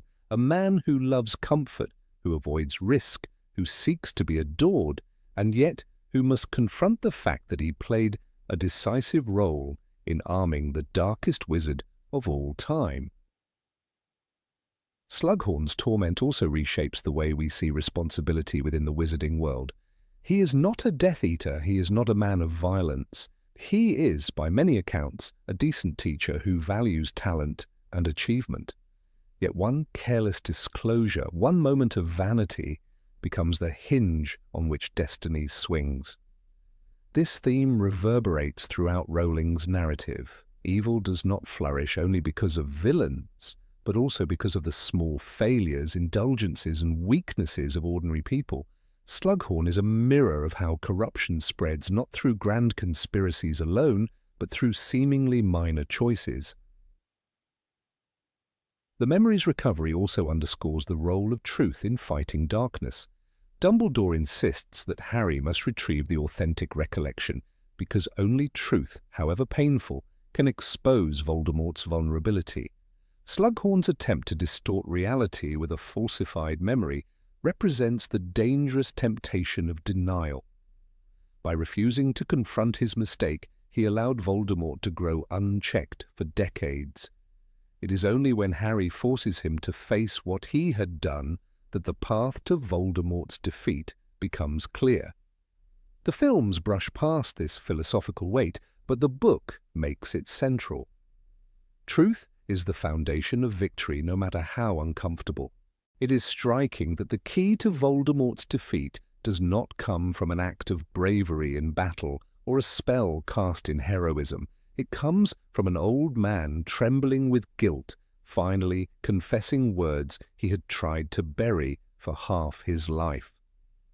This detail transforms Slughorn from a comedic side character into one of the most consequential figures in the series. Without his confession, Harry could never have hunted the Horcruxes. Without his weakness, Voldemort might never have created them. His story is one of error and redemption, of shame and reluctant courage. Rowling, in her novels, masterfully portrays this duality. In Half-Blood Prince, after Slughorn gives the true memory to Harry, he collapses in relief, as though unburdened of a weight he has carried for too long. The passage reads with quiet poignancy, contrasting the grandeur of Dumbledore's wisdom with the frailty of Slughorn's humanity. We see that redemption does not come through perfection, but through facing the shadows of one's own past. The films allow us only a glimpse of this redemption, muting its resonance, while the book engraves it as a lesson on the cost of weakness and the necessity of truth. Slughorn's hidden torment serves as a reminder that history is not made solely by those who wield wands in duels. It is shaped by those who, through carelessness or vanity, provide the sparks that fuel evil. His story is a warning wrapped in a tale of guilt, that even those who consider themselves decent can become instruments of darkness if they fail to recognize the consequences of their actions. In the grand narrative of Harry Potter, Slughorn becomes both the man who doomed the world and the man who helped save it. That paradox, which the films largely silence, remains one of the saga's deepest truths. Number 21, the tragedy of the Gaunt family. Marvolo Gaunt's story begins not with his life, but with the ancient shadow of his ancestry. The Gaunts were the last direct descendants of Salazar Slytherin, one of the 4 founders of Hogwarts. This bloodline, which ought to have been a mark of honor and stability, instead decayed over centuries into pride, poverty, and madness. J.K. Rowling describes their crumbling shack at Little Hangleton as a place of filth and arrogance, where the residents clung not to decency or progress, but to relics of the past. In Harry Potter and the Half-Blood Prince, Dumbledore explains that Marvolo Gaunt was obsessed with the family's supposed superiority, boasting about their descent from Slytherin even while living in squalor. This tragic irony is one of the most overlooked aspects of Voldemort's origins in the films. The Gaunt family's pride was not just in words.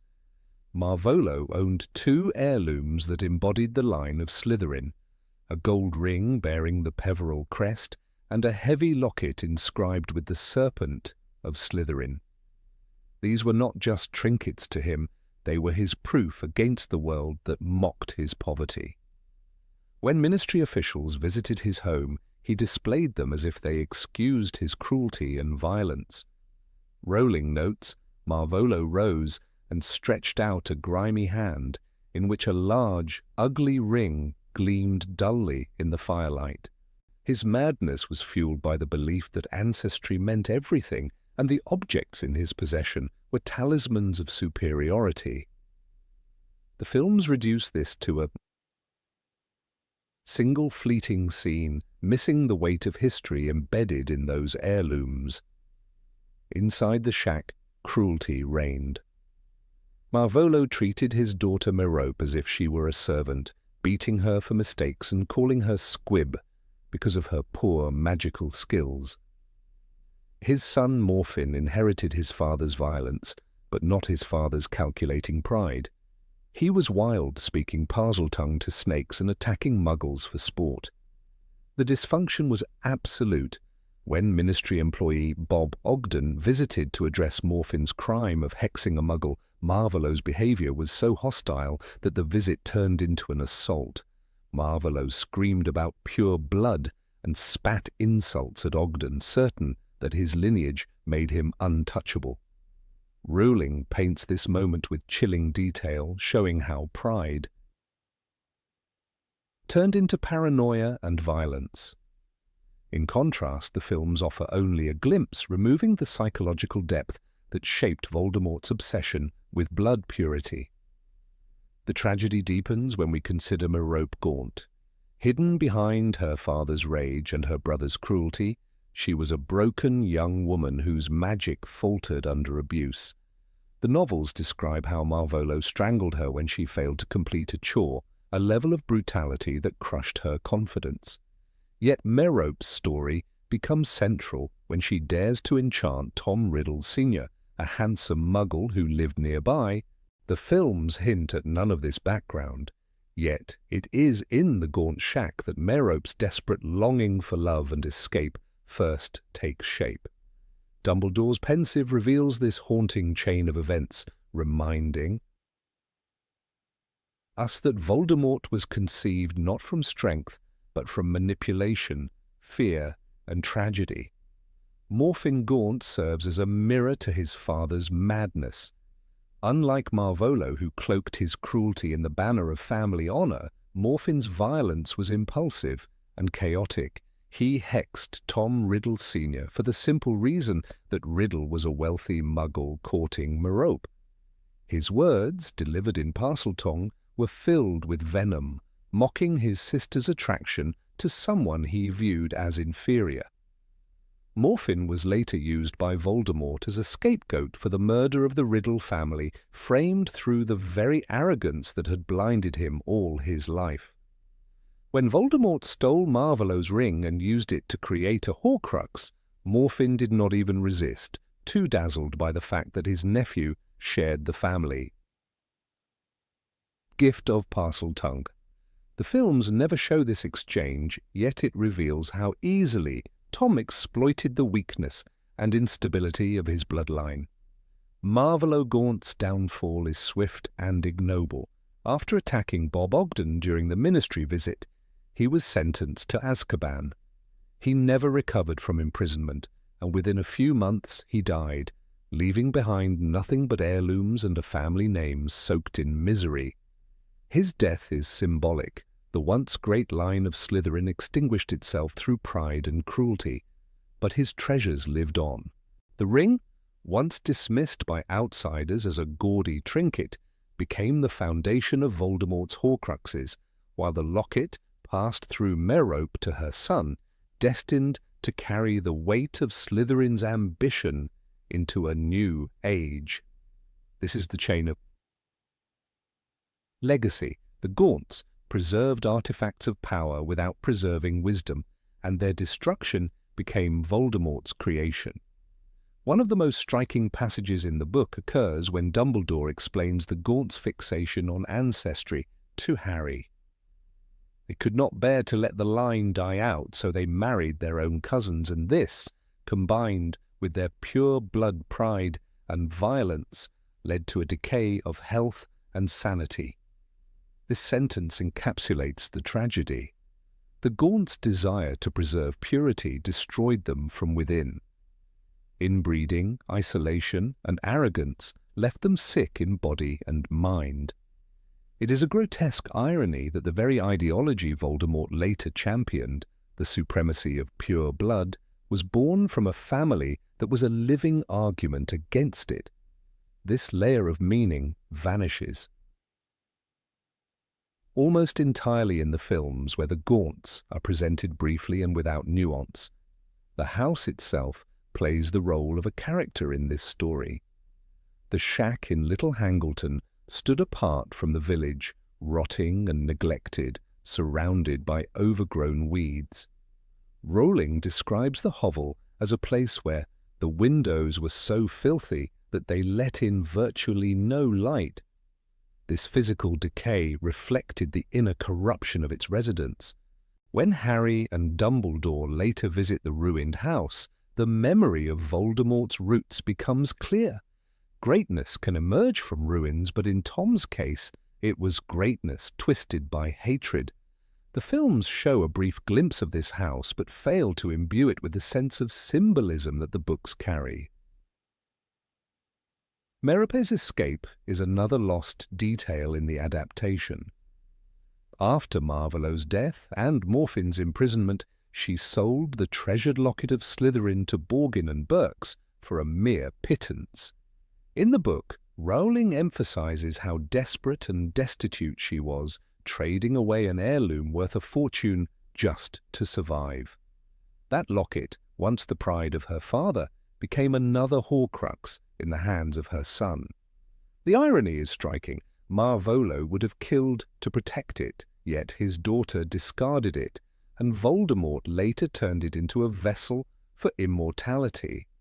The films skip this path, choosing only to highlight the locket as a Horcrux, not as part of a chain of tragedy that stretches back to the Gaunts. When Voldemort later visited his uncle Morfin, the past and future collided. Voldemort discovered his family's history, their descent from Slytherin, and he seized the ring as his birthright. He also framed Morphin for the murder of the Riddle family, erasing one branch of his lineage and claiming their legacy for himself. Rowling writes, Marvolo's ring went on to become the Resurrection Stone hidden inside a Horcrux. In this moment, Tom Riddle transformed family relics into anchors of his own soul, warping history into tools of conquest. The Gaunts, obsessed with bloodline, became unwitting sacrifices to the ambitions of the heir they never knew how to raise. The contrast between the Gaunts' vision of power and Voldemort's is haunting.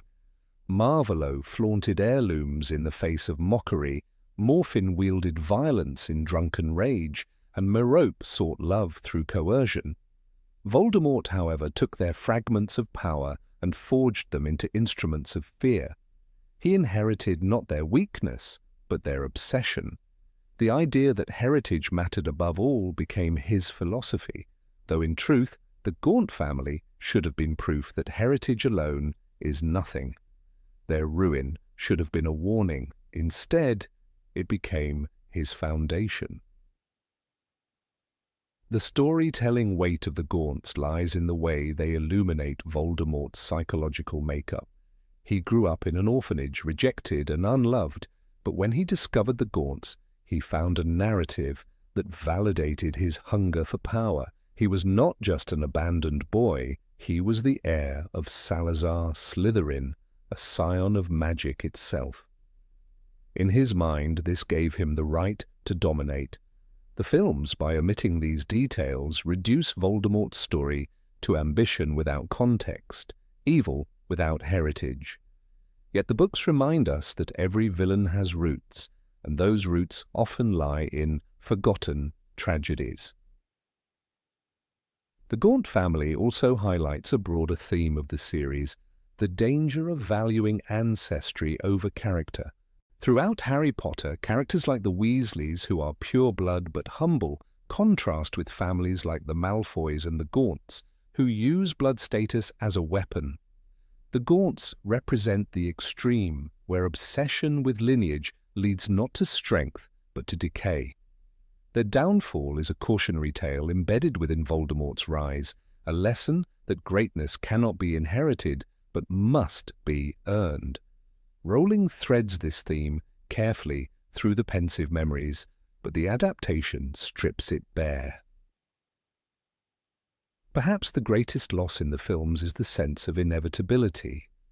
When Harry learns about the Gaunts, he begins to understand Voldemort not as a mysterious force of evil, but as the product of history, abuse, and pride. It makes Voldemort more human, and therefore more terrifying, because he is not an abstract villain, but the inevitable outcome of a family broken by its own arrogance. As Dumbledore tells Harry, "You are the true master of death because you do not fear it." Voldemort is the last descendant of a family that feared everything but their own name. This single insight ties together the Gaunts' downfall and Harry's triumph. Number 22. The Story of Hedwig. Hedwig's presence in Harry Potter's life begins not with grandeur but with quiet intimacy. Purchased at the age of 11 in Diagon Alley, she was a birthday gift from Hagrid, who told Harry, "Happy birthday."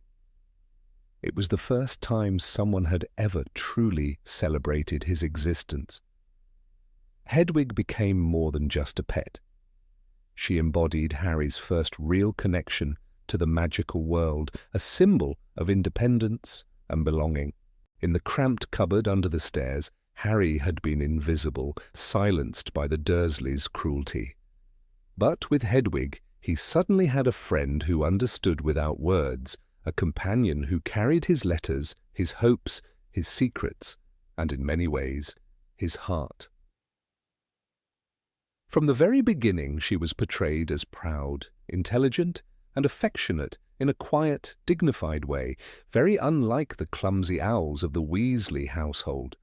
This gave Hedwig a presence of unique gravity in the narrative. Hedwig's symbolic weight becomes clearer when we examine her behavior across the series. She was not merely a background creature, but a barometer of Harry's emotional life. When he felt isolated at Privet Drive, Hedwig's silent companionship was his lifeline. She tapped at her cage indignantly when ignored, hooted reproachfully when Harry kept secrets, and swooped gracefully to deliver letters that kept his ties to the wizarding world intact. Her feathers gleamed like snow under the moonlight, and Rowling described her as beautiful, snowy owl, fast and proud.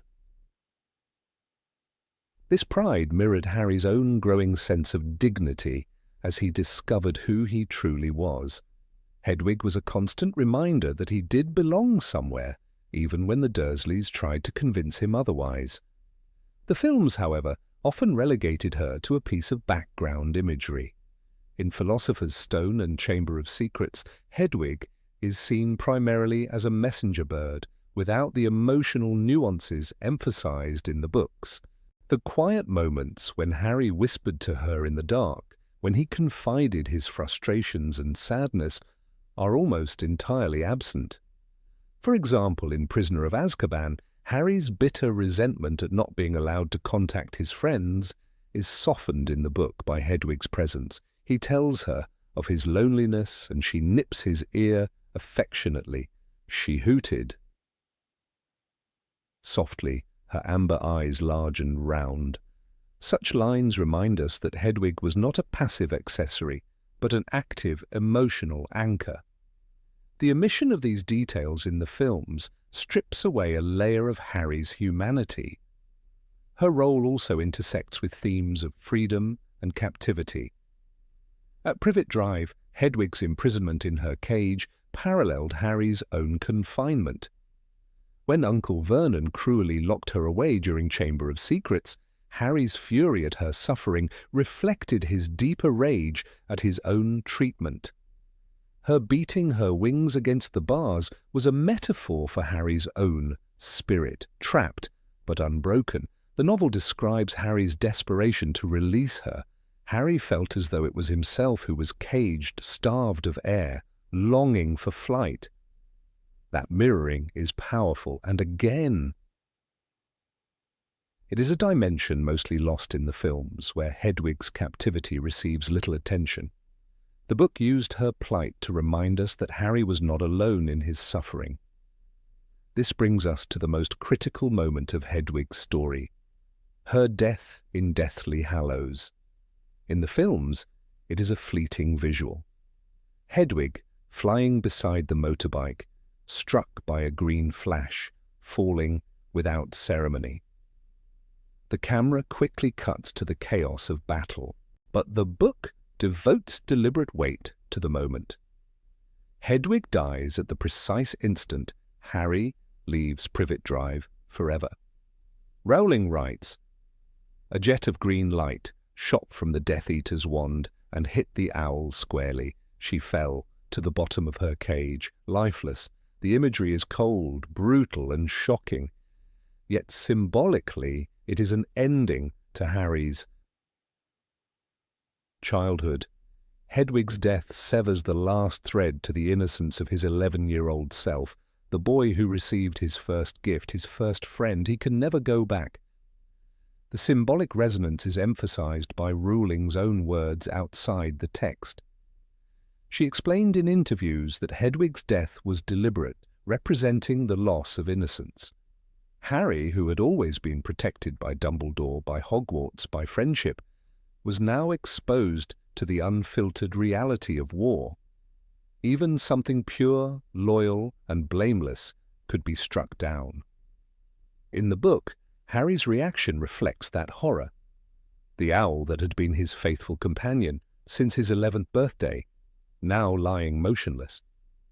He does not have time to grieve properly. Battle demands his attention. But the wound remains. That immediate silencing of comfort encapsulates the mercilessness of Voldemort's world.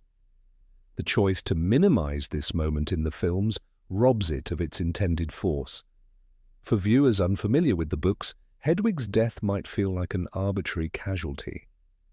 But in the text, it is a rite of passage. It says to Harry and to us that there is no safe space left. Every tie to childhood must be cut. The Dursleys are gone, the world of Hogwarts is fractured, and now even Hedwig, his loyal silent friend, is dead. That depth is essential because it reframes the entire final volume, not just as a quest against Voldemort, but as Harry's ultimate confrontation with adulthood, mortality, and sacrifice. The narrative parallels are striking when we remember the night of Godric's Hollow.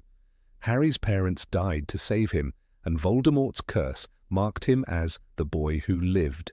Now, leaving Privet Drive, he watches Hedwig die to protect him once again. The owl's body is described falling limp within its cage, a haunting echo of the lifeless forms Harry saw in his memories of his parents. Rowling uses repetition to hammer the theme. Love and loyalty do not guarantee survival. The price of war is indiscriminate loss. Hedwig's death is a smaller mirror of the sacrifice Lily Potter made, underscoring that Harry cannot be shielded anymore. The placement of her death at the very beginning of Deathly Hallows is also deliberate storytelling craft. Rowling could have chosen to kill Hedwig later in a climactic battle, but she removes her in the opening chapter, shocking the reader into understanding that the rules have changed. If even Hedwig can die so quickly, so mercilessly, then no one is safe. The suspense of the book is immediately elevated. By stripping Harry of his childhood companion, Rowling tells us we are stepping into darker, irreversible territory. The film's choice to rush past this undercuts the narrative architecture that Rowling built. It is worth remembering, too, that Hedwig was a constant figure in moments of hope. She delivered Harry's letters from Sirius, connecting him with his godfather's fragile but crucial guidance. She carried messages to Hermione and Ron, stitching together the trio's friendship when circumstances pulled them apart. When she died, those threads symbolically frayed as well. Harry would now rely solely on human bonds tested by mistrust and danger. The loss of Hedwig is the loss of uncomplicated loyalty. Human relationships are far messier, prone to betrayal, fear, and doubt. That contrast is vital for understanding the challenges of Deathly Hallows. Specific passages drive this home. In Order of the Phoenix, after an argument with Cho Chang, Harry retreats to his dormitory and Hedwig ruffles her feathers, waiting for him. The text says, "She looked at him with solemn amber eyes and he felt comforted." That simple presence contrasted the storm of adolescent confusion with stability and trust. Now imagine that bond ripped away in a flash of green light. Readers who remembered such tender passages felt the devastation of her loss in a way the films never allowed. The adaptation treated her as decoration, and thus when she died, viewers lost only a bird, readers lost a friend. The artistry of Rowling's symbolism is further revealed when we consider the larger theme of communication. Hedwig was Harry's bridge to others, the carrier of words and emotions across distance. Killing her silenced that bridge, forcing Harry into greater isolation. He would have to survive without intermediaries, without the comfort of letters and distant reassurances. Her death closes the chapter of youthful correspondence and begins the era of direct confrontation. Again, this is not a minor detail, it is a narrative pivot. The dignity of Hedwig's character also adds to the tragedy. Unlike Errol or Pigwidgeon, who are played for comic relief, Hedwig was never ridiculous. She had a regal bearing, proud and serious. This elevated her death beyond mere loss of utility. It was the fall of something noble. Rowling grants her the gravitas of a knight fallen in battle, even if she was only an owl. That is why her name, derived from Saint Hedwig, a patron saint associated with protection, resonates so profoundly. The film's reduction of this moment to a background casualty feels almost like a betrayal of that dignity. Ultimately, Hedwig's story reminds us that symbols matter. She was Harry's first gift, his first friend, his first proof that the world contained beauty and loyalty. Her death was more than an arrow through feathers. It was the shattering of Harry's youth.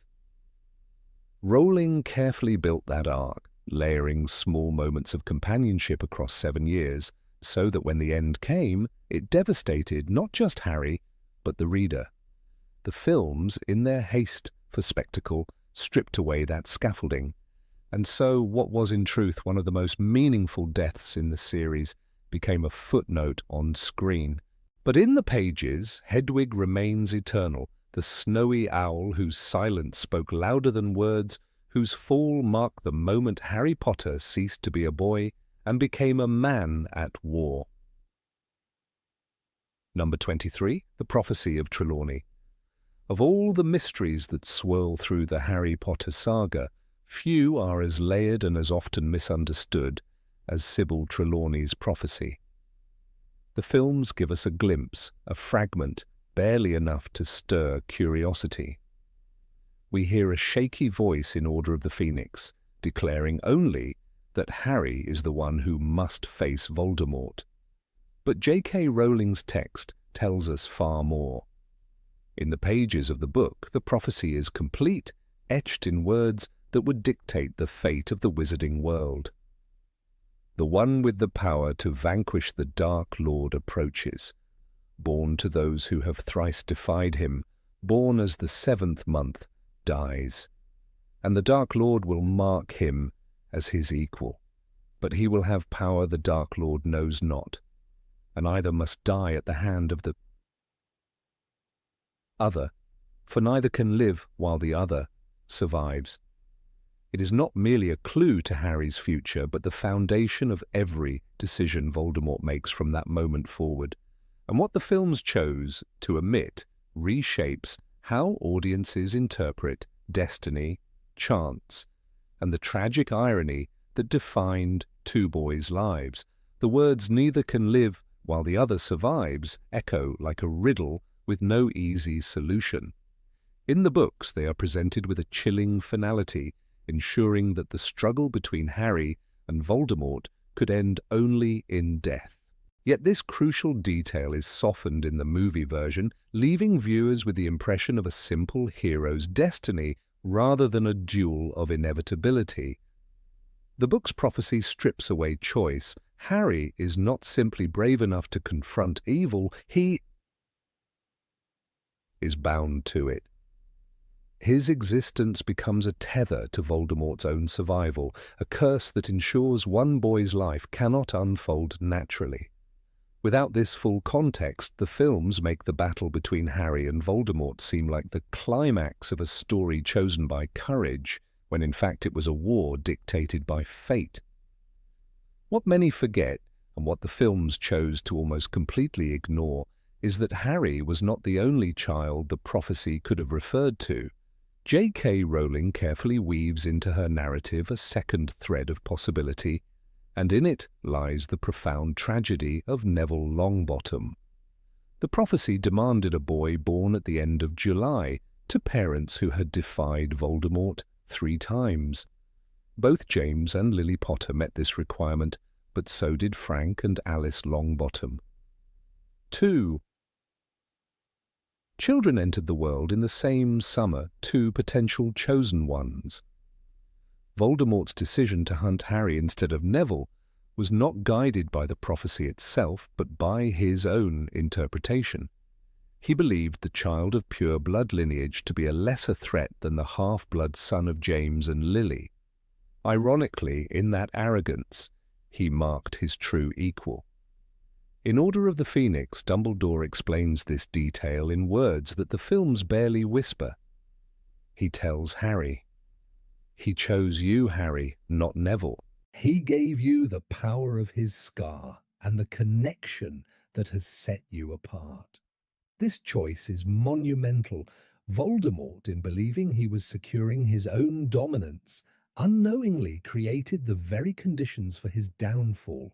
He marked Harry not only with a scar, but with a bond that would eventually lead to his undoing. By contrast, Neville grew up in obscurity, dismissed as clumsy and forgettable, when in truth the entire fate of the wizarding world might have rested upon his shoulders had Voldemort chosen differently. The story of Neville as the other chosen one is more than a side note. It is a lens through which the entire saga takes on a new depth. Imagine if Voldemort had targeted the Longbottom family instead.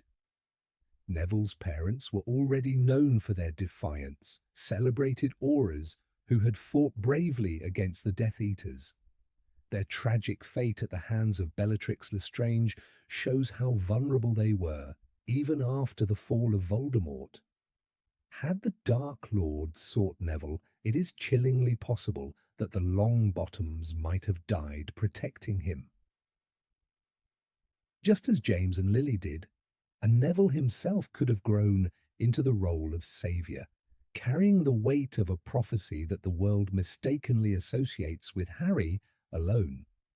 The films skim past this haunting what if, robbing viewers of the chance to see the narrative's deeper irony. The prophecy is also an example of how choice and fate are blurred in Rowling's world. Voldemort's obsession with it reveals more about him than it does about the prophecy itself. He fears death, fears opposition, and seeks to control destiny by eliminating threats before they mature. Dumbledore highlights this irony to Harry, reminding him that the prophecy might never have mattered had Voldemort not acted upon it. In essence, Voldemort fulfills the prophecy by trying to prevent it. As Dumbledore states in the book, "Do you see, Harry, the prophecy did not mean you had to be the one if Voldemort never marked you. He marked you when he chose you, and in doing so, sealed his own fate."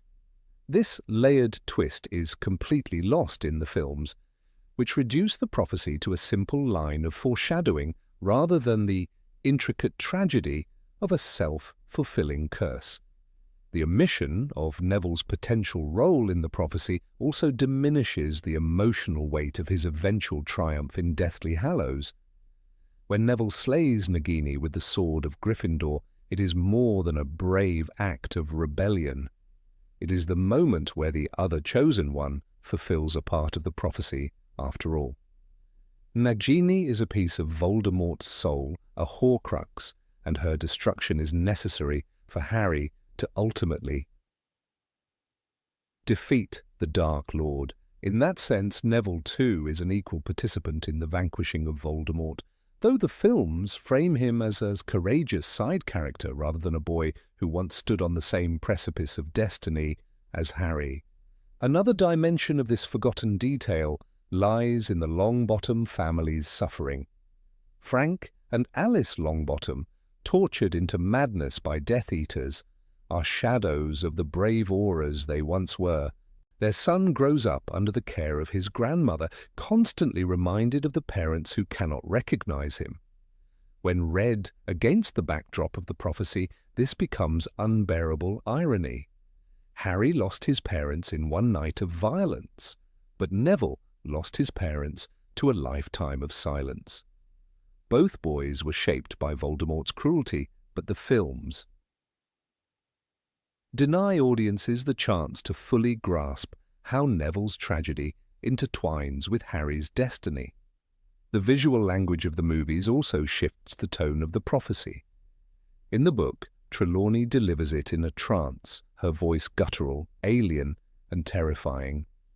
Harry, hidden in the room, feels the weight of a truth he barely understands. The words carry the sense of doom, not triumph. In the film, this scene is reduced, the intensity muted. The choice to trim the prophecy makes it appear as if it exists only to point Harry toward his role in the fight. But in truth, the prophecy is the beating heart of the series' darkest irony. Voldemort, in attempting to outwit fate, ensured his own destruction. It is worth remembering how Voldemort's fear of death drives the entire plotline. His terror of mortality is what pushes him toward Horcruxes, what leads him to misinterpret the prophecy, and what blinds him to the possibility of love as a greater power. The prophecy explicitly declares that Harry will have power the Dark Lord knows not, that power is love, sacrifice, and the resilience born from human bonds. By omitting this phrase in the films, the narrative loses a critical contrast. Harry is not only destined but uniquely armed with something Voldemort can never comprehend. It is not bravery alone but the willingness to lay down his life for others that sets him apart. Without the full prophecy, audiences might think Harry's survival is luck or coincidence, rather than the culmination of love's triumph over fear. Neville's role also illustrates the theme of overlooked potential. Throughout much of the series, he is underestimated, mocked for his clumsiness and forgetfulness. Yet when one recalls that he, too, could have been the chosen one, every moment of his struggle becomes more poignant. His courage in leading Dumbledore's army, his defiance of Voldemort's forces at Hogwarts, and his final triumph with the sword show that destiny is not the sole domain of those who appear strong. The films celebrate Neville's bravery in the final battle, but without the backdrop of the prophecy. His arc loses the profound suggestion that he was always just one decision away from carrying the mantle of Saviour. The prophecy also reveals the dangerous power of interpretation. It is vague, incomplete, and open to multiple readings. This ambiguity is what makes it so tragic. Voldemort's interpretation defines history, but it might have been different had he not feared the prophecies so deeply. Dumbledore wisely reminds Harry that it is the choices we make, far more than our abilities, that show what we truly are. This sentiment is echoed in the prophecy itself, which does not dictate destiny outright, but becomes real only when Voldemort acts upon it. The films flatten this nuance, turning the prophecy into a simple plot device rather than the philosophical question it raises. Is destiny fixed, or do we create it by our choices? In the end, what was lost in the transition from page to screen was the weight of irony, the chilling sense that the world hung on a single interpretation of a single prophecy. 2 boys were born, 2 families marked by tragedy, and one dark wizard made a choice that shaped history. By narrowing the prophecy in the films, the story loses its haunting reminder of chance and choice. Neville remains a hero, but viewers are deprived of the knowledge that he could have been the hero. Harry stands as the chosen one, but without the recognition that he was chosen not by fate alone, but by the fear and arrogance of his enemy. The books leave us with this terrible irony, one that lingers long after the final battle. The prophecy was not destiny etched in stone, but a mirror of the choices that define us, for good or ill. Number 24, The Tragedy of Ariana Dumbledore. Albus Dumbledore's name always carried with it an aura of brilliance, of wisdom, of unmatched magical mastery. In the films, this image is carefully maintained, and, though we catch fleeting glimpses of vulnerability, the truth behind his youthful years and the shadows that haunted him are left largely untouched. Yet J.K. Rowling's books do not shy away from showing that even the greatest wizard of his age was shaped, perhaps broken, by family tragedy. The figure of his sister, Ariana Dumbledore, appears in the films only as a whispered name, a phantom in the background of the Deathly Hallows. In truth, her story is a wound that shaped the soul of Albus and drove him toward his pursuit of the so-called greater good, a phrase that would later burn with regret in his own memory. The books reveal that Ariana was only 6 years old when 3 Muggle boys discovered her practicing magic in secret near her home. Their attack was not simply a moment of cruelty, it was an act of fear, of rage at something they did not understand. Ariana was left shattered.